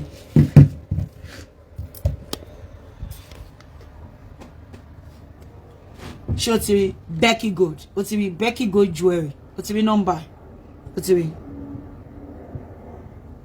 rí nọ́mbà no o ti rí nọ́mbà nìyẹn ó dẹ̀ wà lórí Instagram náà wo òun ló máa ń ta gold fún mi ṣé o ti rí pé òun ló máa ń ta gold fún mi o ti rí àtọ̀dún tá ti jọ wà ìgbà tí mo kọ́kọ́ lọ bá ẹ mọ gold yìí òun ló ta tẹ́ bá mọ gold yìí tí bá wọ̀ òun ló ta fún mi o ti rí mo tún send video yìí sí pé mo fẹ́ gold ó ti rí wàá rí gbà tó send mo send eléyìí náà sí pé mo fẹ́ gold pé ṣé ó ní gold ó lóun ní ó ti yẹ ó rí gram ẹ̀ ìgbà tí mo padà wá tán ó ti rí ìgbà tán ṣe gold mi tán lélẹ̀ ó ti rí àwọn tó máa ń ta gold fún mi nìyẹn ó ti rí jẹ́ máa fi gbogbo owó tí máa ń san hàn mí ó ti rí ìgbà tó fi hàn mí lélẹ̀ ìgbà tán máa ṣe tán ó ti rí gbogbo àwọn gold ọwọ́ ẹ̀ ni máa ti ń ra gold ó ti rí wọn ó ti rí àwọn owó tí máa ń san ó ti rí àwọn owó tí máa ń san fún àwọn gold mi ni ó ti rí wọn máa ń san owó fún ni ó ti yẹ máa ra àwọn gold lọ́wọ́ ẹ̀ mi ó ti yẹ ń sìn èmi máa ń san owó gold mi ni ṣé kò yé ìyá ẹ̀ ó ti rí àwọn gold mi tán gbé wá fún mi ó ṣàmọ gold mi ṣàgbé sórí page mi ó ti rí wọn èmi ò ní parọ́ ó ti rí máa fi wọn Lizzy ni pé ṣé original ni ó máa sọ fún mi pé original ni máa ń send ẹ̀ sí ni ó ti rí pé mo fẹ́ bí lady ṣe rí on play set ẹ̀ ó ti rí àwọn tó máa ta ó ti rí àwọn owó tí máa ń san fún nìyẹn máa ń send gbogbo ẹ̀ sí Lizzy ó máa ní pé original gold ló ń tà ó máa ń confirm ẹ̀ tí ó ti rí àwọn tó máa ń ta gold fẹ́mi lélẹ̀ ṣé ó ti rí ìgbà tán ṣe gold mi tán lélẹ̀ ó ti yẹ ẹ̀ ń sìn ìgbà tán ṣe tán ó ti yẹ ìgbà tán ṣe tán tán wọ̀n ẹ ṣáà rí gbogbo kinní níta ẹ ṣáà rí ní orí page mi ẹ ti rí wọ́n fẹ́ wú ẹ̀ ẹ ti rí èmi gbogbo ẹlẹ́rí lórí page mi gold mi lẹ̀ ń wò yẹn gbogbo ẹlẹ́rí lórí page mi nídìí rọ wọ́n fẹ́ kó kán send ẹ̀ sí mi ẹ ti rí gbogbo ẹ̀ wọ́n máa wọ̀ wọ́n máa show ẹ̀ wọ́n máa send ẹ̀ sí wọ́n ti ṣe tán wọ́n ti ṣe ẹ ti rí gbogbo ẹ̀ wọ́n máa kó sí yín sìn gbogbo yín lẹ mọ gold yìí ló ti yẹ yín sìn ẹ máa wọ̀ wọ́n máa kó gbogbo ẹ̀ sìn yẹ Jetiri. Jetiri. Yeah. Ọwọ́ ẹni tí ma ti ń ra gold mi lélẹ̀. Jetiri. Yeah. Jetiri. Gbogbo gold yẹn nìyẹn o. Tán fi ṣe tán gbogbo ẹlẹ́rìí kíní ẹ̀. Postage lélẹ̀ 40,000 ní postage. Ó ti yé yín sìn. Ó ti yé yín. Ẹ ti rí pé èmi mo ní. Mo sọ pé kán send ẹ̀ sí bíbá. Jetiri. Ẹ ti rí. Ó ti mo fún ọ̀rẹ́ mi. Àwọn ọ̀rẹ́ mi ṣe ti rí ìgbà tó mo ṣe bẹ́ẹ̀ dé ní kí n fún òun ní picture mi. Mo fún ní picture mi. Ó ti yé yín sìn. So ọwọ́ ẹ̀ ni ma ti ń ra gold. Ó sì pọ̀ o. Tí mo ti rà lọ́wọ́ ẹ̀ ó ṣe ti rí. Ṣe bẹ́ẹ̀ mú ilé lọ́wọ́ ẹ̀. Ẹ mú ilé. Ẹ mú gold ilé. Mo rà lọ́dọ̀ ẹ̀. Ṣe ti rí. Ṣe ti rí. Mo ní mo fẹ́ wu yarin tí Lizzy wọ̀ yìí because èmi ò like yarin ńlá létí mi. Mo fẹ́ wu yarin yìí gangan. Irú ẹ̀dẹ̀ ló ṣe fún mi. Ẹ ti rí wọn. Ẹ ti rí wọn. Àwọn gold mi tí mo rà lélẹ́yìí o. Ṣe ti rí. Àwọn gold mi tí mo rà. Àwọn gold owó mi gold tí mo fi hàn yín lẹ́ǹkan yẹn. Òun ni ẹ máa ṣe rí mi o tí mo rà o. Ẹ ti rí mi. Ẹ sì máa rí mi o. Ẹ máa wò dáadáa o. Ẹ máa wo àwọn owó yẹn o. Ṣó ti yé yín sìn. Ẹ máa rí mi sìn. Ẹ ti mọ gold eléyìí náà tí mo gbé sórí page mi. Ẹ ti rí wọn. Ọwọ́ ibi tẹ́mi máa ti ń ra gold lélẹ̀. Ẹ ti rí gbogbo àwọn ilé gold. Aṣẹ́wó Libra ò lè fún ẹ́ gold yìí o. Gbogbo àwọn gold tẹ́ máa ń rí lọ́wọ́ mi. Èyí tí mo wọ̀ lánàá lélẹ́yìí o. Eléyìí tí mo wọ̀ lánàá. Òun rèé. Eléyìí mo wọ̀ lánàá. Òun rèé. Dọ́là. Ọwọ́ ẹ̀ ni máa ti ń ra gbogbo gold mi. Ṣé ti rí gbogbo àwọn owó tí máa ń send sí. Gbogbo àwọn owó tí máa ń send sí lélẹ̀. Ẹ ti rí gbogbo àwọn owó tí máa ń send sí. Yeah. Ẹ má jẹ́ kó tàn yín o. Kò lè fún ẹ ní nǹkan kan. Wàá ṣe àwọn gold yẹn. Wàá rí mi. Ó ti rí àwọn owó tí máa ń send sí rẹ̀. Ṣó ti rí. Èmi ò ní parọ́. Tí mo fẹ́ parọ́ fún tẹ́ pa ẹ ti rí gold yìí tí mo wọ̀ sọ́hùn. Tẹ́ bá wọn ti gold yẹn máa rí picture. Ṣé ti rí gram ẹ̀ nìyẹn. Ẹ ti rí. Máa ń sanwó fún ni. Títí wọ́n máa fi ṣe tán. Ẹ ti rí. Ìgbà tán fẹ́ post ẹ ti rí. Kò í ṣe lè. Ìgbà tán fẹ́ post ẹ ti rí. Owó tí wọ́n máa fi post ẹ. Ẹ ti rí gbogbo change tó kù lélẹ̀. Price ẹ tó kù. Máa post ẹ. Ṣé ti rí ìgbà tán post ẹ. Ẹ gbé mi ìparọ́. Ṣé pé mi ìparọ́. Èyí tí mo lò léni leléyìí o. Eléyìí. Ṣé pé mo parọ́. Mi ní láti parọ́. Lizzy ò fẹ́ mi ní gold. Ẹ ti rí mo ti tó àṣírí ẹ̀. Ọwọ́ ẹni tí ìmá ti ń ra gold lélẹ̀. Ṣé ti rí. Ẹ máa rí gold yẹn lára mi nsìn. Ẹ máa rí lára mi. Ẹ ti rí. Ìgbà tán ṣe tán. Ẹ ti rí. Kán kó gbogbo ẹjọ́. Ẹ ti rí. 148. Ẹ ti rí. Ọwọ́ ẹni tí máa ti ń ra gold nìyẹn. Ẹ ti rí. Òun nìyẹn. Ẹ máa rí mi nsìn. Ẹ ti rí gold yẹn. Yeah. Ẹ ti rí mi. Ẹ ti rí. Ìgbà tó dé mo máa send the pictures sí pé mo ti receive ẹ̀. Mo ti wọ̀. Ṣé ti rí. Èmi ò ní parọ́ ọmọ Lizzy. Èmi ò ní parọ́ ọmọ ìmí ìlélẹ̀ tí mo rà. Pé ṣó ní elé. Yeah. Ṣó ní elé. Ṣé ti rí. Ẹ rántí elé tí mo wọ̀ lánàá. Elé tí mo wọ̀ lánàá. Ọdún ẹ máa ti ń ra gbogbo gold. Ẹ wo. Ọdún ẹ ni máa ti ń ra gold. Ẹ rántí elé tí mo wọ̀ lẹ́nujọ́ mẹ́ta yìí. Ẹ rántí. Ẹ rántí. Yeah. Ṣé ti rí. Ọdún ẹ ni máa ti ń ra gold. Èèyàn kan fẹ́ wu gold yìí. Mo wá sọ pé ṣó ṣì ní wú ẹ̀. Do you have this again? Ẹ ti rí. Ẹ ti rí wọn. Èmi ò ní parọ́. I will never lie. Ọlọ́run ò ní jẹ́. Kò yé ẹ Lizzy. I will never lie. Mi ní parọ́ mọ́ ẹ. Never. Ó fẹ́ mi ní gold. Tó bá yẹ pé torí gold ni àtọ̀rọ̀ JB náà. Aṣẹ́wó Libra. Ó ti yẹ òun ló ṣe ń so mú ẹ ló ṣe ràn yá ẹ lọ́wọ́ tó ní 200 viewers. Èmi ò ní parọ́. Èèyàn méjì ni máa ra gold lọ́wọ́ ẹ̀. Ṣé kò yẹ ẹ sìn? Èèyàn méjì ni máa ra lórí lọ́wọ́ ẹ̀. Ṣé ti yẹ máa wá ẹni kejì yẹn náà. Orúkọ English báyìí ní títí ẹ̀. Orúkọ English báyìí ní títí ẹ̀. Orúkọ English báyìí ní Nàìjíríà yẹn wà. Orúkọ English báyìí lórúkọ ẹ̀. Màá rántí orúkọ ẹ̀. Ìní kan màá rántí orúkọ ẹ̀. Àwọn celebrity ló máa ra gold lọ́wọ́ wọn. Ṣùgbọ́n màá rántí orúkọ ẹ̀. Èmi ò ní parọ́. Ìwọ ló ń parọ́. Ìwọ ò fẹ́ mi gold fún. Ìwọ ní gold lọ́wọ́ ni tó fẹ́ fún yàn. Tó ti gba gbogbo ẹ̀ lọ́wọ́ ẹ̀. Ìwọ ní gold lọ́wọ́ tó fẹ́ fún yàn. Ìwọ ò ní gold lọ́wọ́ tó fẹ́ fún yàn. Ó rí pé time and receipt does not lie. Time àti receipt. Nọ́mbà ẹni yẹn tí mo Becky Gold nìyẹn lórí Instagram. Àwọn Bobrisky máa I will never because ó máa ṣoògùn. Adema dodo baba lábúlé tó wọ́n máa pè mí náà. Kò yé ya ẹ. I will never lie. Kí ni mo fẹ́ parọ́ mọ́ ẹ fún? Ṣé mo parọ́ mọ́ ẹ pé o fún mi lówó? Mo parọ́ mọ́ pé o fún mi? No. Bó owó tó pè o fún mi. ó fi 10 million receipt wọ́n lánàá náà 9,000 pounds ó fi wọ́n tó bá ṣàfúnyàn ní 9,000 ṣé o ní pounds ni tó fẹ́ fúnyàn ni o ní pounds náà o ní pounds tó fẹ́ fúnyàn ó parọ́ kú bó ṣe wá sọ pé o ná billions lórí kéèsì náà nìyẹn ó sì ń jẹ lọ́ọ̀yà ẹ lówó ni nọ́mbọ̀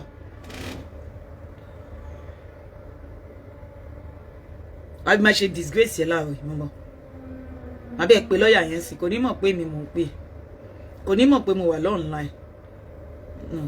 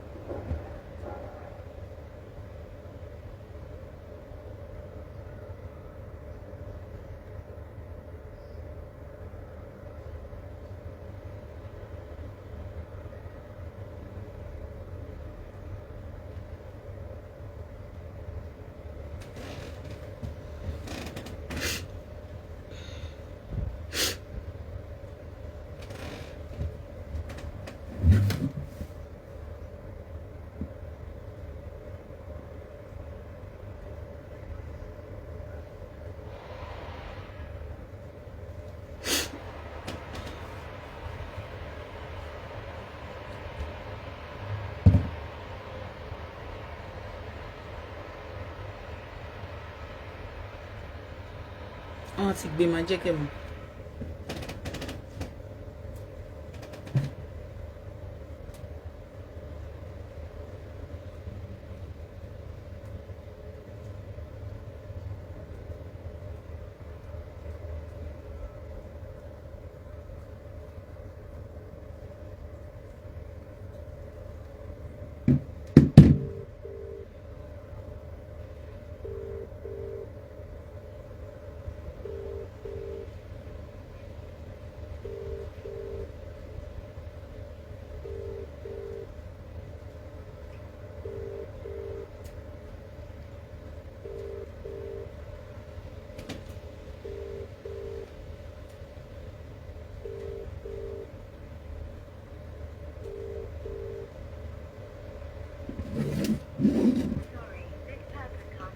Ẹ jẹ́ ká sọ pé wọ́n busy jẹ́ ká lọ sórí page lórí WhatsApp wọn nípa case ẹ̀ jẹ́ ká lọ síbẹ̀.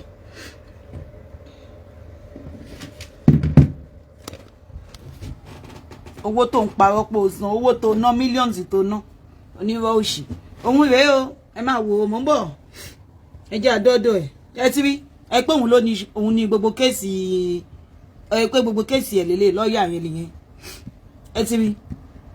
ẹ ti rí pé gbogbo kéèsì ẹ̀ lélẹ̀ ẹ máa rí iye tó san ìwọ ó fẹ́ disgrace ààrẹ ni máa dẹ̀ disgrace ẹ̀ ní ìfẹ́ fi àwọn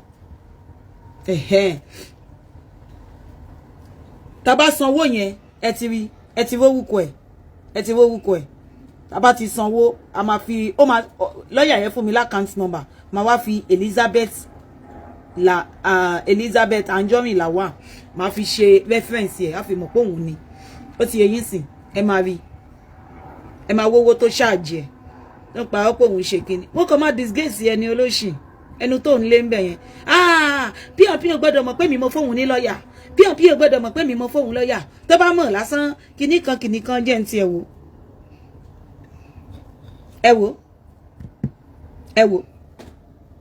èló nìyẹn she only sent me 700 sir 700 sir kí ni ẹni yẹn sọ ó ní okay send it to me mo send it I will add the balance chatiri ẹni tó sọ pé òun sanwó ẹ wò iye tí lọ́ọ̀yà yẹn charge ẹ wò iye tó charge ẹ lólókọ yẹn èló ní lọ́ọ̀yà yẹn sọ 747 this is send me 700 olórí burúkú pé tí P&P bá gbọ́ pé mi mo fóun ní lọ́ọ̀yà P&P máa yarí kò ní bóun sọ̀rọ̀ mọ́ kò ní ṣe gbá o máa manipulate.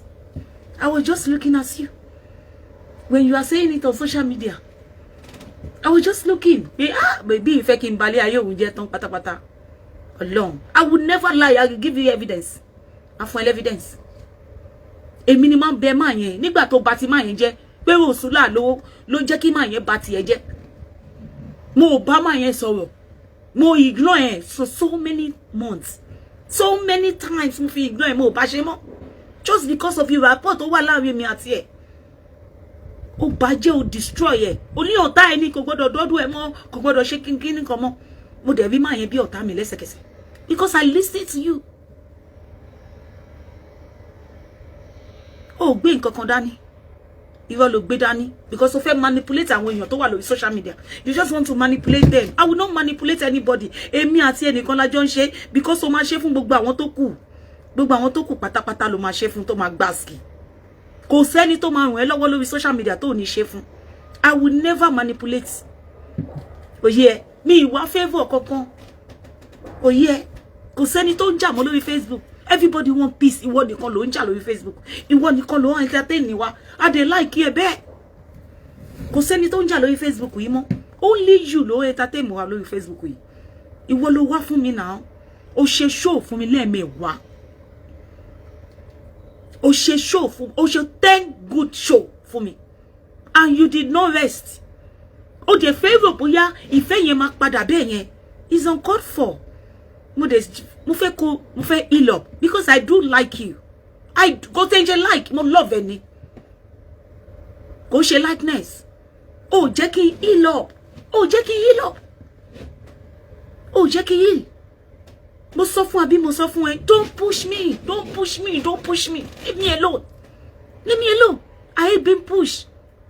Tó ṣe ní ẹni tó máa ń tètè bínú, lèmi náà máa ń tètè bínú. Má push me. Mi ìdẹ̀ tí ìṣú ẹ̀tàn o. Mi ti ó mọ̀ pé ó jẹ́ ní 1,500. Ó mọ̀ pé ó jẹ́ lọ́ọ̀yà yìí ní 1,500. Ó mọ̀ pé ó jẹ́ lọ́ọ̀yà yìí wo. Ó ṣì wo another balance ṣì wà o. Another balance. Ṣó ti rí. Ti wá wú. Ọlọ́run má jẹ́ n balẹ̀ ayé ẹ jẹ́ tán pátápátá. Ìwọ ló sọ pé ó ganu ayé, ṣùgbọ́n lọ́dọ̀ tó mi ò ga kankan, kò sí nǹkan kan lọ́wọ́ ẹ. Kò sí anything. Kò yé ìyá. Kò sí nǹkan kan. Èmi ò ganu ayé o bó ṣe sọ. Ṣé kò yé ẹ̀sìn? Ó ti yẹ. Bí àwọn pálí tó ń bínú sí, àwọn pálí yìí, ṣé ti yẹ. A máa fi ń ṣe postage ni. Ó mọ iye tó máa ń cost mi ti máa rà. Ó mọ iye tó máa wá ń tà fún wa níbà. Àwọn pálí eléyìí tó wà níbà yìí, postage máa fi ń ṣe. Ó rí pé bíbà ni máa ti ń post, bíbà ni máa ti ń rap. Bíbà ni máa ti ń rap. Ó rí pé bíbà nìkan ló free fún mi láti lè rap. Bíbà nìkan mo ti lè rap. Gbogbo bí tó kù mi lè rap mẹ́. Má jẹ́ n bá ti ẹjọ́ tán pẹ́ wáta. Kò yé ìyá ẹ̀. Gbogbo èèyàn máa rí ẹbí olórí burúkú ni. Nǹkan tí mi dẹ̀ fẹ́ fún ìyá ẹ̀ nìyẹn. Ìwọ ló fẹ́ ṣe bí ìwọ kọ́kọ́ ṣe kó wá wo nǹkan tí Ọlọ́run máa ṣe. Kó wá wo nǹkan tí Ọlọ́run máa ṣe. Kò yé ìyá ẹ̀. Ó di pé ẹ̀yin náà máa wo ó ti lọ gbé comment. Àwọn comment tá fi support ẹ̀ nígbà yẹn. Nígbà tí àwọn ọmọ mi Adébímpé tó ń bàjà nígbà yẹn. Tẹ́ bá rántí ìgbà táwọn ọmọ mi Adébímpé ń bàjà, àwọn comment tá fi support ẹ̀. Anybody tó bá fẹ́ rí mi láláì dá. Shikena. Mi care, ṣùgbọ́n mo love yín. Ó ti yé yín sí. Èmi ò care. Nǹkan tó bá wù yín kẹ́ gbọ́. Ó ti yé yín sí. Èmi ò care. Orúkọ ó lè fẹ́ pè ìyá láya yín tí ìyá yín ò ní dá. Wàláhì máa sọ present. Orúkọ ó lè fẹ́ pè ìyá yín tí ìyá yín ò ní dá yín lò. Máa sọ pé present please. Mi ò hàn ìyá yín. Ìyá yín orúkọ yín ò feed mi. Ọ̀rọ̀ tẹ́ fẹ́ sọ sí mi ò ṣe nǹkan kan fún mi, kò sí pé máa rìn lóyún títí. Hello sis. But I still love you. Pẹ̀lú bẹ́ẹ̀. I love you because mi ní sọ yí pé mi ní love yín mọ́ torí pé mo mọ̀ yí. Ẹ mọ̀ reason why tí mo ṣe love yín, tí mo ṣe jẹ́ kí anything tẹ́ ń sọ kó get me because ó ṣì ń bọ̀ wá fún yín. It's a must because she does not want to stop. This is the way she wants to carry on with her life. She doesn't want to stop. Ó sọ pé ijó tóun bá dákẹ́ wọ́n sì máa wá pa òun. Ta ló fẹ́ pa? Èmi náà wà lára àwọn tó sọ pé Ìyábọ̀ rán wá. Ó ní Ìyábọ̀ rán mi, ó rán èmi wá bóun ni. Ó ní pé Fọlá, òun ò mọ̀ pé mi ti ń bá Fọlá ṣiṣẹ́ for long. Èmi wàláhì mi ò bá Fọlá sọ̀rọ̀ rí. Níjọ́ tó rán mi pé kí n lọ pé kí ló wúkọ ẹ̀ landlord Fọlá. Mo gbé sórí page mi, ṣé ẹ understand ẹ ni. Ẹ jẹ́ n fi wọ̀nyí. Mo gbé sórí page mi náà. Jẹ́ n fi wọ̀n láti bí. Níjọ́ tó rán mi pé kí n lọ bẹ́ẹ̀ pé landlord Fọlá.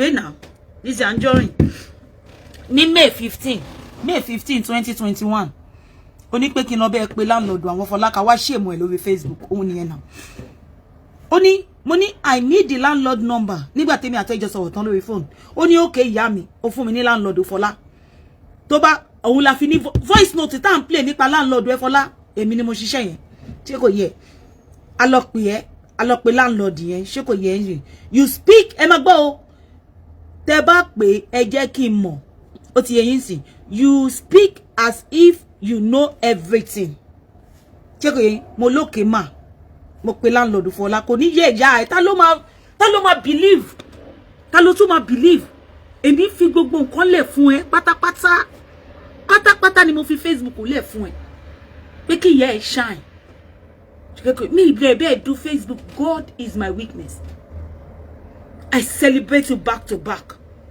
kò yẹ ìyá ẹ I celebrate you morning afternoon night afternoon kò yẹ ìyá ẹ mi ò tiẹ̀ rí ojú ayé mi gan mo celebrate ayé mi bí mo ṣe máa celebrate ẹ ayé ẹ máa bàjẹ́ máa bẹ́ẹ̀ tọwọ́ bọ so many things máa bẹ́ẹ̀ tọwọ́ bọ olórí burúkú ni àwọn èèyàn tó wà lórí péjì ẹ tó ń gbọ́ irọ́ kàbìtì tó ń sọ date and time does not lie date and time kò lie doesn't lie kò yíyẹ kí lè fẹ́ gbé jáde fún èmi Ọlábísí ọmọ bíbí inú Táíwò ẹ̀rù jẹ̀jẹ̀ tó mi gbó kìjìkìjì kí lè fẹ́ gbé jáde fún èmi hello ace hello kí ló fẹ́ gbé jáde fún èmi mo béèrè lọ́wọ́ ìyá ẹ̀ ni béèrè lọ́wọ́ wọn lórí social media yìí pé tí èmi bá fẹ́ jà kò yé ìyá ẹ̀ tí bá ti wá sí ìtàlẹ̀ méjì ẹlẹ́ẹ̀kẹta ìyá ò ní jẹ tán ṣé mo pé mo sọ fún ẹ lálákọ̀ọ́kọ́ tí mo bẹ̀bẹ̀ tí mom sí mi Àbíkẹ́ Jagaban tó bẹ̀ mí àwọn nìkan lè gba nǹkan lọ́wọ́ mi tì lórí social media yìí ṣé kò yé ìyá ẹ̀ tó gbà lọ́wọ́ mi tí mo tún wá sunkún tí mo tún fi ṣe fídíò fún ẹ mo ò bí èèyàn ní ẹ èèyàn kọ́kọ́ ń gbomi ojú lẹ́jú mi torí tí bá nífẹ̀ẹ́ tí bá sunkún fún ẹ ìyá ẹ tó bá ti lè tètè retrace ìyá ẹ tó tètè reverse báyìí ayé yẹ máa bàjẹ́ lẹ́lẹ́kẹta ni tèmi ò ń jù yẹn lọ mo ti ṣe méjì yẹn mo ò bóyá wọn please yẹn ni mo dẹ̀ ti gbọ́ràn sí àwọn tó ń jẹ́ pé àwọn alálùbáríkà ìyá méjì tó bí èmi àti ẹ sọ̀rọ̀ ó gbọ́ nìyà ó sì fẹ́ kí n lé gbogbo customer tó ń rajà níjọ́ yẹn ó ní pé kí n gbọ́ ọ̀rọ̀ ẹ ló ń sọ because he cost it do you know how many people I tí mo lé dànù because of you so many people tí mo lé dànù ó ń gbọ́ gbogbo wọn ṣe ń sọ̀rọ̀ ẹ ó ní pé ṣó yẹ kémi tún tajà fún wọn olórí burúkú ó fún mi lówó oúnjẹ ó sanwó lé mi ó fún mi lówó bus party olórí burúkú olòṣì ó fún mi ní nǹkan kan mo dẹ̀ lé gbogbo customer fún ẹ láti 2019 kò ní bá mi dá fún ẹ Lizzyanjorin ó máa ṣòfò ní òfò ni ó máa ṣòfò ní òfò níjọ́ tí mo sọ fún ẹ pé mo fẹ́ kó kúrò nínú 2 bedroom house tí mo ń gbé Lizzyanjorin ó sọ fún mi pé Anamáyọ̀wá máa kókó mẹ́ ó ní pé ààrẹ tí ẹ lè economize owó ń sìn ẹ lè economize owó ìjọ́ tí ìgbà tí mo dé láti hospital mo lè san owó ilé 2 bedroom house mo kó lọ sí 1 bedroom house ni olórí burúkú ẹ tí mo sọ fún ẹ olórí burúkú ẹ ó sọ fún mi pé màá tiẹ̀ lè máa economize owó mo dẹ̀ jẹ́yàn kan tó yẹ pé mi ní force ẹ mo jẹ́yàn kan pé mi ní force ẹ ṣé mo force ẹ mo force ẹ mo gba 1 bedroom house yẹn because 2 bedroom house yẹn is a lot of money mo gba 1 bedroom house yẹn ìṣojú ẹ̀ la ṣe kó sínú ilé yẹn la ṣe gbogbo ẹ̀ ó ní kí bá jẹ́ kó mọ̀ lórí social media ní kò possible mo ní ilé 2 bedroom yẹn gan wọn mi ò kí ẹ̀ wọn ò mọ̀ lórí social media tó bá tiẹ̀ mọ̀ lórí social media kí ló kàn mí ó ní kí bá jẹ́ kó mọ̀ pé mo gba 1 bedroom house pé tó ipá máa fi mí ṣe yẹ̀yẹ́ ni nínú London wọ́n á fi mí ṣe yẹ̀yẹ́ ìwọ ló fo voice elele kíni elele kíni elele ńgbà tí mo dé láti hospital kí ló sọ fún mi ó ní wo busy wo lórí burúkú ẹ ìwọ tó yẹ kí ti dẹ̀yìn lẹ́yìn yẹn tipẹ́tipẹ́ gbà tí mi dé láti hospital ta ni ó yẹ kó kọ́kọ́ pè mí Àbíkẹ́ tó jẹ́ yí pé mi àti ẹ̀gan a sí ní good time òun òun ló pè mí lójoojúmọ́ ní hospital. Olórí burúkú ò pè mí. Olórí burúkú ò pè mí. Àbíkẹ́ tí ò ń ṣe ọwọ́ títí ẹ̀. Òun ló pè mí lójoojúmọ́ lọ́spítù. Mo fi ṣóòsù, mo fi para. Mi ò sọ̀rọ̀. Mi ò pe ẹ̀dá kan báyìí kí n fẹjọ́ ẹ̀sùn wọn. Ojoojúmọ́ ni mo máa bọ́ síta sórí social media tí màmá sunkún. Kò ní bá mi dá fún ìyẹn ibi tó jẹ́ ká gbédé. Ojoojúmọ́ ni màmá gbé dé orí social media tí màmá sunkún. Olórí burúkú ò pè mí. Wàá máa sọ fún pé Anna Mayowa o busy ni. Ìgbà tó máa pè mí ó sọ pé o busy ni. Mo dẹ̀ ṣì ń ràn ẹ́ lọ́wọ́ lọ. What do you want? You are a betrayer.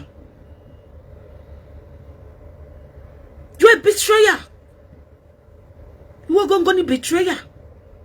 Ìwọ gangan ló wà láwọn olórí burúkú tí ò gbójú jáde tó ń bẹ ṣiṣẹ́. Olórí burúkú ọmọ òfò yẹn kọ́ ló ń bẹ ṣiṣẹ́ tó máa ń bú Tóyìn Abraham lójoojúmọ́. Olórí burúkú ọmọ òfò tó ń bẹ ṣiṣẹ́ kọ́ ni. Ṣùgbọ́n òun ló wà láwọ̀ ẹ̀ kó dàárín wa síta báyìí. Àbí tó a ní pé o ti kọ́ṣùn ẹ̀ ní ẹ̀ṣẹ́ amadébi ta délé ni. Àní débẹ̀ lánìí náà. Ó sọ fún ẹ pé ìyá ẹ̀ ò ní jẹ tán. Ó léyàn tó máa. Tó bá ní èèyàn onílù ní ẹ ó ti yẹ ẹ. Ìyá ẹ fẹ́ kọrin ta ló máa bẹ́ẹ̀ jó sí. Mo sọ fún ẹ ńgbà yẹn. Ó bí àmọ́ ọmọ kan tí mo sọ. Mo ní pé orin tó fẹ́ kọ yìí ta ló fẹ́ bẹ́ẹ̀ jó sí orin yẹn. Màá sọ fún ẹ pé òbí tí o below 100 million mopo lè mi. Òye ìyá ẹ. Wọ́n náà wà ní màmá ṣe fún ẹ torí pé ẹ̀mí ìyá ò ní gbé torí mo fẹ́ kó collapse. Òye ìyá ẹ. Wàá tó ṣán gbogbo ẹ̀ mọ́jú báyìí sí, wàá tó ṣán mọ́jú, wàá tún wá fi fítà lé lórí. Kò yé ìyá ẹ̀, wàá tó mú gbogbo ẹ̀ wàá ṣán mọ́jú. This is our real face. Kò yé ìyá ẹ̀. Wàá tó mú gbogbo ẹ̀ wàá ṣán mọ́jú, ìyá ò lè sùn. But 1 hour ni máa ṣe fún ìyá ẹ̀. Mo á mọ̀ pé ó dẹ̀ pé mo ti wọ 1 hour, ṣé mo ti wọ 1 hour? Jẹ́ n wá many hours tí mo ti lò níbà. Ìyá ẹ̀ máa kú nìyẹn o, ìyá ẹ̀ máa jẹ́ àfilẹ̀ torí kò má lọ kó lè ní okun láti máa tún máa kó máa sọ fún àwọn èèyàn kí ló fẹ́ report. Wọ́n máa béèrè evidence nínú ọmọ ni. Wọ́n máa ń béèrè evidence nínú ìlú yìí.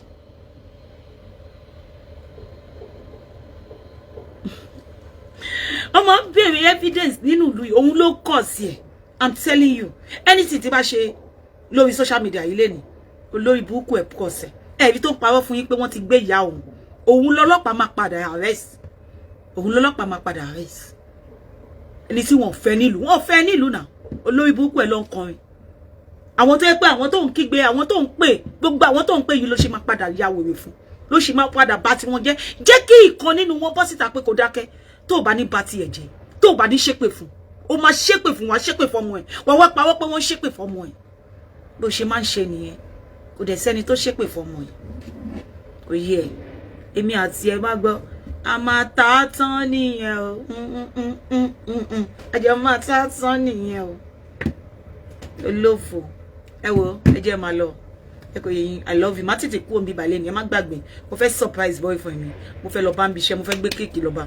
Ẹ ti yẹ, mo fẹ́ fún ní surprise, kò ní mọ̀ pé mo ń bọ̀. Ó ti yẹyin sí, mo fẹ́ surprise ẹ. Because he's a wonderful person and he's so dear to my heart and I love him. Ẹ kò yẹyin sí. Kò like gbogbo bullshit tí mo ń ṣe yẹn, ṣé ti yẹyin sí, kò really like it. Because tó máa sọ pé ta ni ìyá ọkọ Lizzyanjorin because òun ni mo kọ́kọ́ fi hàn because of our relationship. Òun mo kọ́kọ́ fi hàn pé ẹni tí mo kọ́kọ́ fi hàn nìyẹn pé and I would like to kó mú èmi fún bọ̀bọ̀ yẹn báyìí ló ti yẹ yín sìn and àmọ́ pé amadé bí gbogbo vitande avoid all this thing. No, avoid it. Tó bá ń kó wá sí marriage mi, tó bá ń kó máa wà wàhálà tí ẹni ṣé kò yẹ yín sìn. Mo avoid gbogbo nǹkan tó ń ṣẹlẹ̀ yìí ló ti yẹ yín sìn. Mo avoid it because mo jẹ́ nìkan tó wà temperamental ti yẹyin tínú bá ń bí mi tí bá ti lè ti ké fún ẹlẹ́ẹ̀mejì stop it. It's not because o jẹ́ Ọlọ́run but mo fẹ́ ká bà nǹkan yẹn jẹ́. Tó bá ti rí mi tí mo ti bẹ̀ ẹlẹ́ẹ̀mejì ẹlẹ́ẹ̀kẹta mi níbẹ̀ o mi ò mọ nǹkan tó ń jẹ́ bẹ́ẹ̀, mi ò mọ nǹkan tó ń pè ní kàn máa bẹ̀yàn o, mi ò mọ mí nìyẹn. Yóò ṣe pé mo fi ń gbé bàgà, mi ò mọ̀ ṣe ni, mi ò mọ̀ ṣe. But tí bá rí pé èmi mo ṣẹ̀ máa bẹ̀ ẹ́ pa bọ́ ìwọ ò ṣẹ̀ ní ìṣẹ́, ìwọ ló ń ṣẹ̀ mí. Ó believe àwọn táyé wọn ti bàjẹ́. Mo dé sọ fún ẹ pé fún mi evidence o evidence. O ní evidence kan tó sọ pé wọ́n sọ nípa mi. O ní It means pé relationship èmi àti ẹ, oh, you are tired. They low. Wá kàn lọ ni kò ṣe pé kò jẹ́ ká dá sí bullshit. Wá lọ. Mo sọ fún ẹ pé fún mi evidence àwọn tó sọ pé wọ́n sọ̀rọ̀ mi búburú fún ẹ. Fún mi evidence wọn. Olóòní. So why are you believing them? Mo ní jẹ́ àgbàgbé ká rise off irọ́ ló ń pa. Èmi tí mo sọ fún ẹ pé irọ́ ló ń pa. Accepted mo celebrate Priscilla. That is only thing tó lè mú dání. Only thing tó lè mú dání gbogbo nǹkan òṣì tó kù irọ́ ló ń pa. Ẹyọ kan pé tó rí nìyẹn. Ẹyọ Priscilla yẹn nìkan ni. Ẹyọ kan ṣoṣo tí mo ṣe nìyẹn. Láàrin èmi àti ẹ, ó mọ̀ pé gbogbo bí tó bá ti ń bú ẹ, gbogbo ẹ ló máa ń fẹ́ kí n wá fún ẹ. Ìmí ìwà rí fún ara ẹ. Ìgbà tèmi àti ẹ̀dẹ̀ ìjà mi ìṣe fún ẹ mọ́. Ìgbà ẹ ló máa kígbe lórí social media. Ẹ fún mi ní fídíò, ẹ ní fídíò mi, ẹ ní fídíò mẹ́yẹ. Ìgbà tó ń bá mi jà báwo mi ṣe máa send ẹ ní fídíò. Ìwọ mọ̀ bí mi ṣe ń get fídíò yẹn ni. Ìwọ mọ̀ iye tèmi fún àwọn èèyàn tó bá mi get fídíò, tó ń bá mi ṣiṣẹ́ papọ̀ pẹ̀lú èmi àti ẹ. Ó mọ̀ nǹkan tèmi ṣe fún wọn ni. Kò ní dá fún ìyá ẹ. Ìyá ẹ kò ní dá fún. Òfò ni ìyá ẹ máa ṣe nínú ibi tó wà. Nítorí ẹ ni ìyá ẹ ṣe kúkú giver. Gbogbo bí burúkú ló jẹ́ kí ìyá ẹ kúkú giver. Ọmọ ọ̀rọ̀ kírun tó tún lọ fẹ́ tálákà má ní àlọ́kọ. Ọkọ tí ò lè fún ní nǹkan kan láyé ẹ. Ó lè gé nǹkan kan lọ́wọ́ àfi kó tún wàá máa fowó bọ ni. Ó ní like ẹ. Bàbá Latifa ló tún lọ fẹ́. Original Bàbá Latifa nìyẹn kò yé ìyá Bàbá Latifa gangan. Òun ni gbọ́kọ̀gbọ́kọ̀ Lizzyanjorin gbọ́kọ̀gbọ́kọ̀. Ní ìfiyín lẹ́jà mi. What kind English be this? I say, you said they miss Lizzy. Kò sí lọ́jọ́ ta ló miss Lizzy. Ṣé kò rí mi lójoojúmọ́ mi èmi rẹ̀ náà tó rí. Òun ló miss mi, òun ló miss mi pa. Òun ló kàn sí ẹ. Bó ti celebrate I didn't understand. You don't need to understand. Shut up. Mo ti celebrate the Priscilla accepted. Lizzy wá ló ń gbé àwọn nǹkan tí mo ṣe. Ó wá ní àwọn èèyàn gbé fún ẹ. Tó bá mi wí lọ́wọ́ Priscilla máa gbọ́. Bó kó wá máa parọ́ mọ́ mi yẹn mi ò like ẹ. Àwọn nǹkan tó sọ pé mo ṣe yẹn irọ́ ló pa. Báwo ló ṣe máa gbé àwọn nǹkan tó yẹ pé kò tiẹ̀ jọ mọ́ ti tèmi. Tó ṣe lo gbogbo fake profile tó ń lò tó fi ń bú mi lórí page mi. Ṣé o bí àmọ́ mọ̀ ni? Ó mọ̀ pé mo ní gbogbo screenshot gbogbo àwọn page àwọn admin tó wà lórí page ẹ. Ó bí àmọ́ ní screenshot ẹ ni. Gbogbo ẹ̀ tó ń lò lórí page mi ó bí àmọ́. Ṣé bá òun ló fi comment sórí page ẹ tó gbé ọmọ ẹ sí. Òun ló fi gbé ọmọ ẹ sí now. That is one of your fake profile. That is one of your fake profile. Kí ló ń ṣe tí ò ṣe nìkan? Ó fẹ́ ya wèrè sórí social media wípé ó fọ́ ọkọ. Ó fi ọkọ ò ní àlàáfíà, ò ní sinmi láyé ẹ. Àwọn tí wọ́n lọ́kọ ńlé gan, wọ́n ní sinmi. Àwọn tó lọ́kọ ńlé, wọ́n sùn dáadáa. Ìwọ nìkan ló máa ṣe show. Ìwọ ló máa sọ lé, ló máa sọ tọ̀hún. Ìwọ ló ní tún sùn. Ó ní sinmi. Ó ti gbà kó jẹ, ó ti rí. Mo sọ fún ẹ, tí bá ṣe ń bọ́ síta, ó ti yẹ, máa jẹ́ kó mú mi sílẹ̀ dáadáa. Kò yẹ, torí mo fẹ́ lọ gbádùn ayé mi. Kò yẹ ìyá ẹ. Mi fi yín sílẹ̀. I love you. I love everyone o. Gbogbo ẹ̀yin tá ti jọ ṣe ságàrè. I love you. Ó ti yẹ yín sí. Àti ẹ̀yin tẹ́ ju wà pẹ̀lú mi náà. I love you. Èmi ò hate èèyàn. Ó ti yẹ yín. I don't hate anybody. Ó bá ṣe show fún mi láàárọ̀, ṣe show fún mi lọ́sàn, ṣe show. I don't hate you. I like you. Ẹ kò yẹ yín sí. Tó bá báyàn wí tí ò bá gbọ́ ṣe bí wàá filẹ̀ ni. That's it. Bí mi ṣe mọlé ayé ṣe nìyẹn. Do you understand? Kò ṣe pé ká wá di ọ̀tá. Why tó yẹ pé gbogbo èèyàn tó lọ nínú ayé ẹ̀ wọ́n di ọ̀tá ẹ̀? Why tó ṣe di ọ̀tá ẹ̀? Why tó máa sọ wọ́n di ọ̀tá? At the end of the day, gbogbo àwọn tó ń support eléyìí náà wá sì sọ wọ́n dọ̀tá ni. Gbogbo kíní ni bàbá ẹ̀ fún wa sọ fún mi. Bàbá tó yẹ pé Ọlọ́run bá mi jẹ́ kán ẹ̀mí wọn ó máa gùn títí wọ́n sì máa ń gùn lẹ́mìí nínú ilé wọn ni. Ẹ̀mí yín máa gùn ni bàbá. Ibùkún ò ní ṣẹlẹ̀ nínú ìgbésí ayé yín. I call you my daddy. I call you my love. I call you ẹni bí ọkàn mi. I cannot love you less. I call you my sweetheart because ẹ bá mi sọ̀rọ̀ mi ò gbọ́ràn sí yín lẹ́nu ní 2021. Gbogbo nǹkan tẹ́ predict yìí ló ti ń ṣẹlẹ̀ lọ́wọ́lọ́wọ́ báyìí. Òun ló ń ṣẹlẹ̀ lọ́wọ́lọ́wọ́ báyìí. Òun ló ṣẹlẹ̀ lọ́wọ́lọ́wọ́ báyìí. Wo ló fọ aláyé bàjẹ́ aláyé run. Olóṣì ó jẹ́ kí ọ̀rọ̀ kó wá nímúṣẹ lọ́nlọ́ ẹ̀.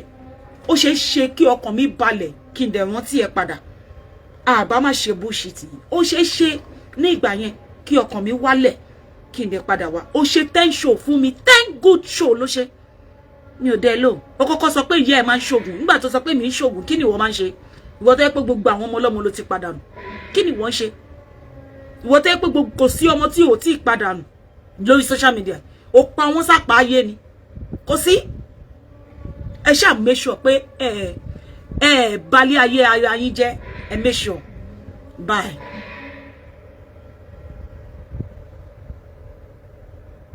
ẹ má dá wèrè lóhùn lórí burúkú ni ó dáwọ. Yes, ẹ káàbọ̀ padà sórí ètò. Mo lérò pé gbogbo yín lẹ gbádùn awareness yẹn. Kì í ṣe gbogbo náà la máa fi ṣe violent bẹ́ẹ̀ ni. Now ẹ̀yin ìyá mi ẹ̀yin bàbá mi kí ló wá kàn báyìí ni wípé ìpolówó ọjà gbogbo ẹ̀yin tí ẹ bá need anything spiritual tẹ bá need àwọn lọ́fíńdà gbọ́ bí mo ti pè àwọn pef lóríṣiríṣi ẹ patronize baby of Yorùbá nation fún any pef tẹ bá ti fẹ́ anything spiritual any spiritual items tẹ bá ti fẹ́ just contact Lady K Ifeoluwasho baby of Yorùbá nation any spiritual thing any pef anyway tẹ bá wà màá bá yín send ẹ òun ni I have different type of pef lóríṣiríṣi òun ni this is only Michael no anyone tẹ bá ti fẹ́ but all this one I have it in a big size. This is the only small size that I have for now. This one is Mbiraka. Yes, edidi Mbiraka. You all know all what is used for. Tẹ bá jẹ́ kérúbù àbí sẹ̀lẹ̀ is used for blessing. Ofin ṣiṣẹ́ àánú, iṣẹ́ bùkún.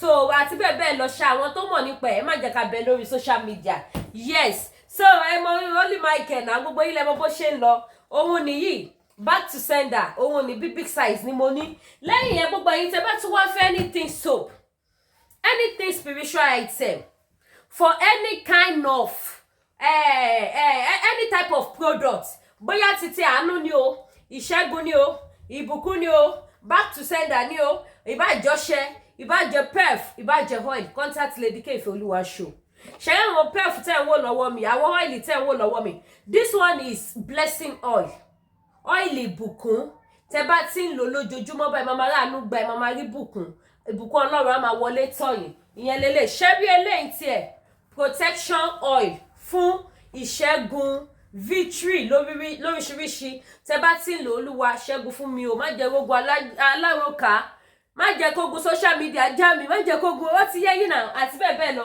bákan náà dẹ̀ làwọn ṣẹ́wọ́n náà wà lóríṣiríṣi tẹ lè lò ẹ bá mi ṣí ẹ bá mi polówó ọjà o ẹ̀yin lẹ́ni wá ṣẹ́ṣe mo ti wá ṣẹ́ṣe o díẹ̀díẹ̀ àjọra wọn so therefore gbogbo ẹ̀yin tó bá need anything spiritual item tó bá dẹ̀ jẹ́ pé oyin gidi lẹ fẹ́ ẹ contact mi tó bá dẹ̀ jẹ́ ọṣẹ àánú ọṣẹ bùkún ọṣẹ arọ́bí ọṣẹ gbogbo ẹ̀ contact Lady K Ifeoluwasho ó mú yes ó confirm lẹ́yìn yẹn gbogbo ẹ̀yin tẹ́ bá wá fẹ́ ra oògùn ní iléeṣẹ́ TL Natural Herbal tẹ́ bá nídìí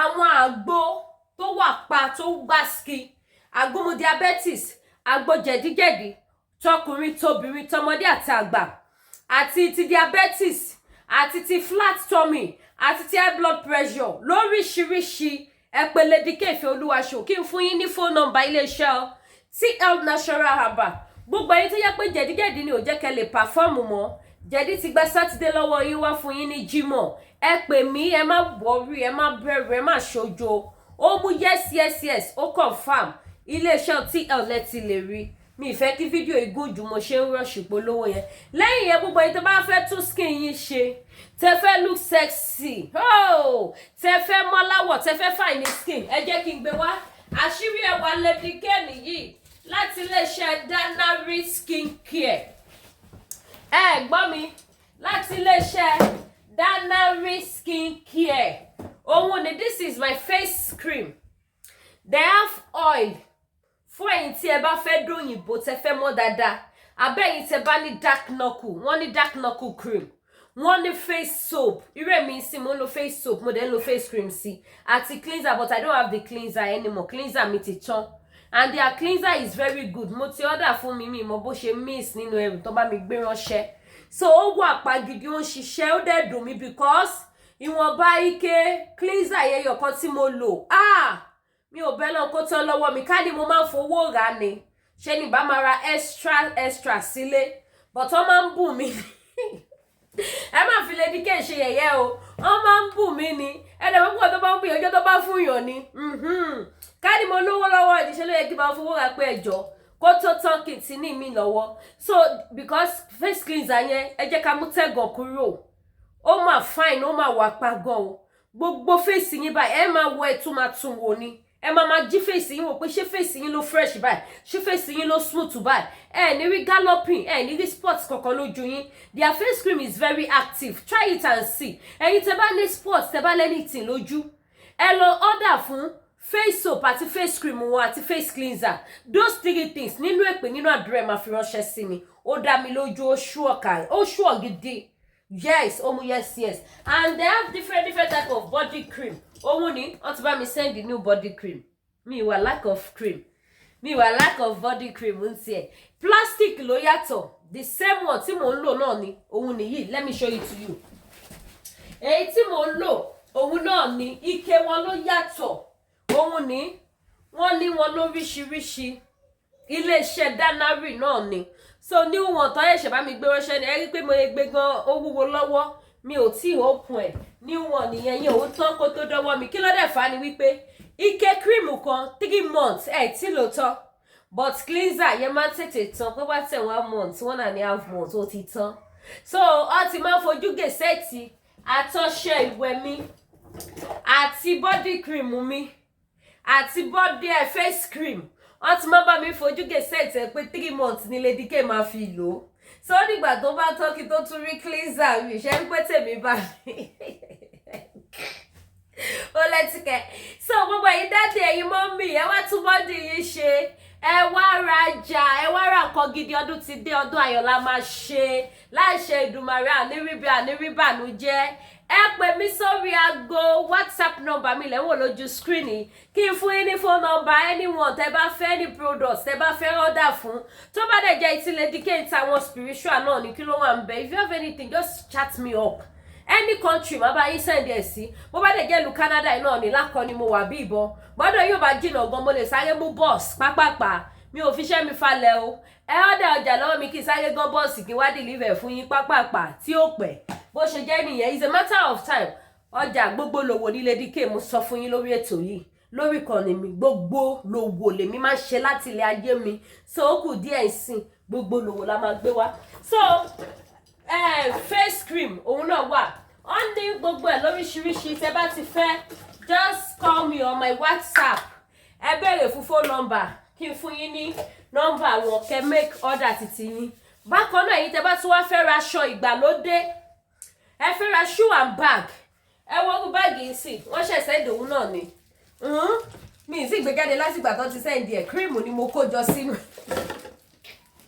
cream ni mo kó jọ síbẹ̀ because kò síbi tí jẹ́rọ mi ń lọ mo ní nice bag lóríṣiríṣi ọ̀fẹ́ ló bá dé adóde báyà ó lójú àwọn kan tí máa ń fowó mi rà so ìjọba bá fẹ́ lo quality tẹ́ fẹ́ lo confam ẹ pè Lady K ìfẹ́ olúwa show ẹ kí n fún yín ní nọ́mbà àwọn products tẹ́ máa rà tẹ́ máa lò tó kàn yín abalẹ̀ tí kò ní sí pé very soon ẹ tún máa tún wú tẹ́ máa fi rà mí kò easy lóyìnbó kò easy wọn ò dẹ̀ sọ pé ọlọ́mọṣọ̀rọ̀ wa ní owó tabapalájò àjò ni kò gbé sí so ẹ̀yin mọ́mí ẹ̀yin dádì ẹ pè mí kí n fún yín ní phone number wọn tẹ́ máa ra àwọn nǹkan quality lọ́wọ́ wọn àwọn nǹkan tẹ́ máa lò tó máa last tínú yín á dùn táyọ̀ yín á kún níbi jù bẹ́ẹ̀ lọ lórí ètò Lady K ìfẹ́ olúwa show baby of Yorùbá nation ẹ subscribe sí YouTube channel mi ẹ tẹ notification bell yín ẹ bá mi tẹ top up sórí programu mi ó dùn mọ́ yín kò dùn mọ́ yẹn ṣàbà ń top up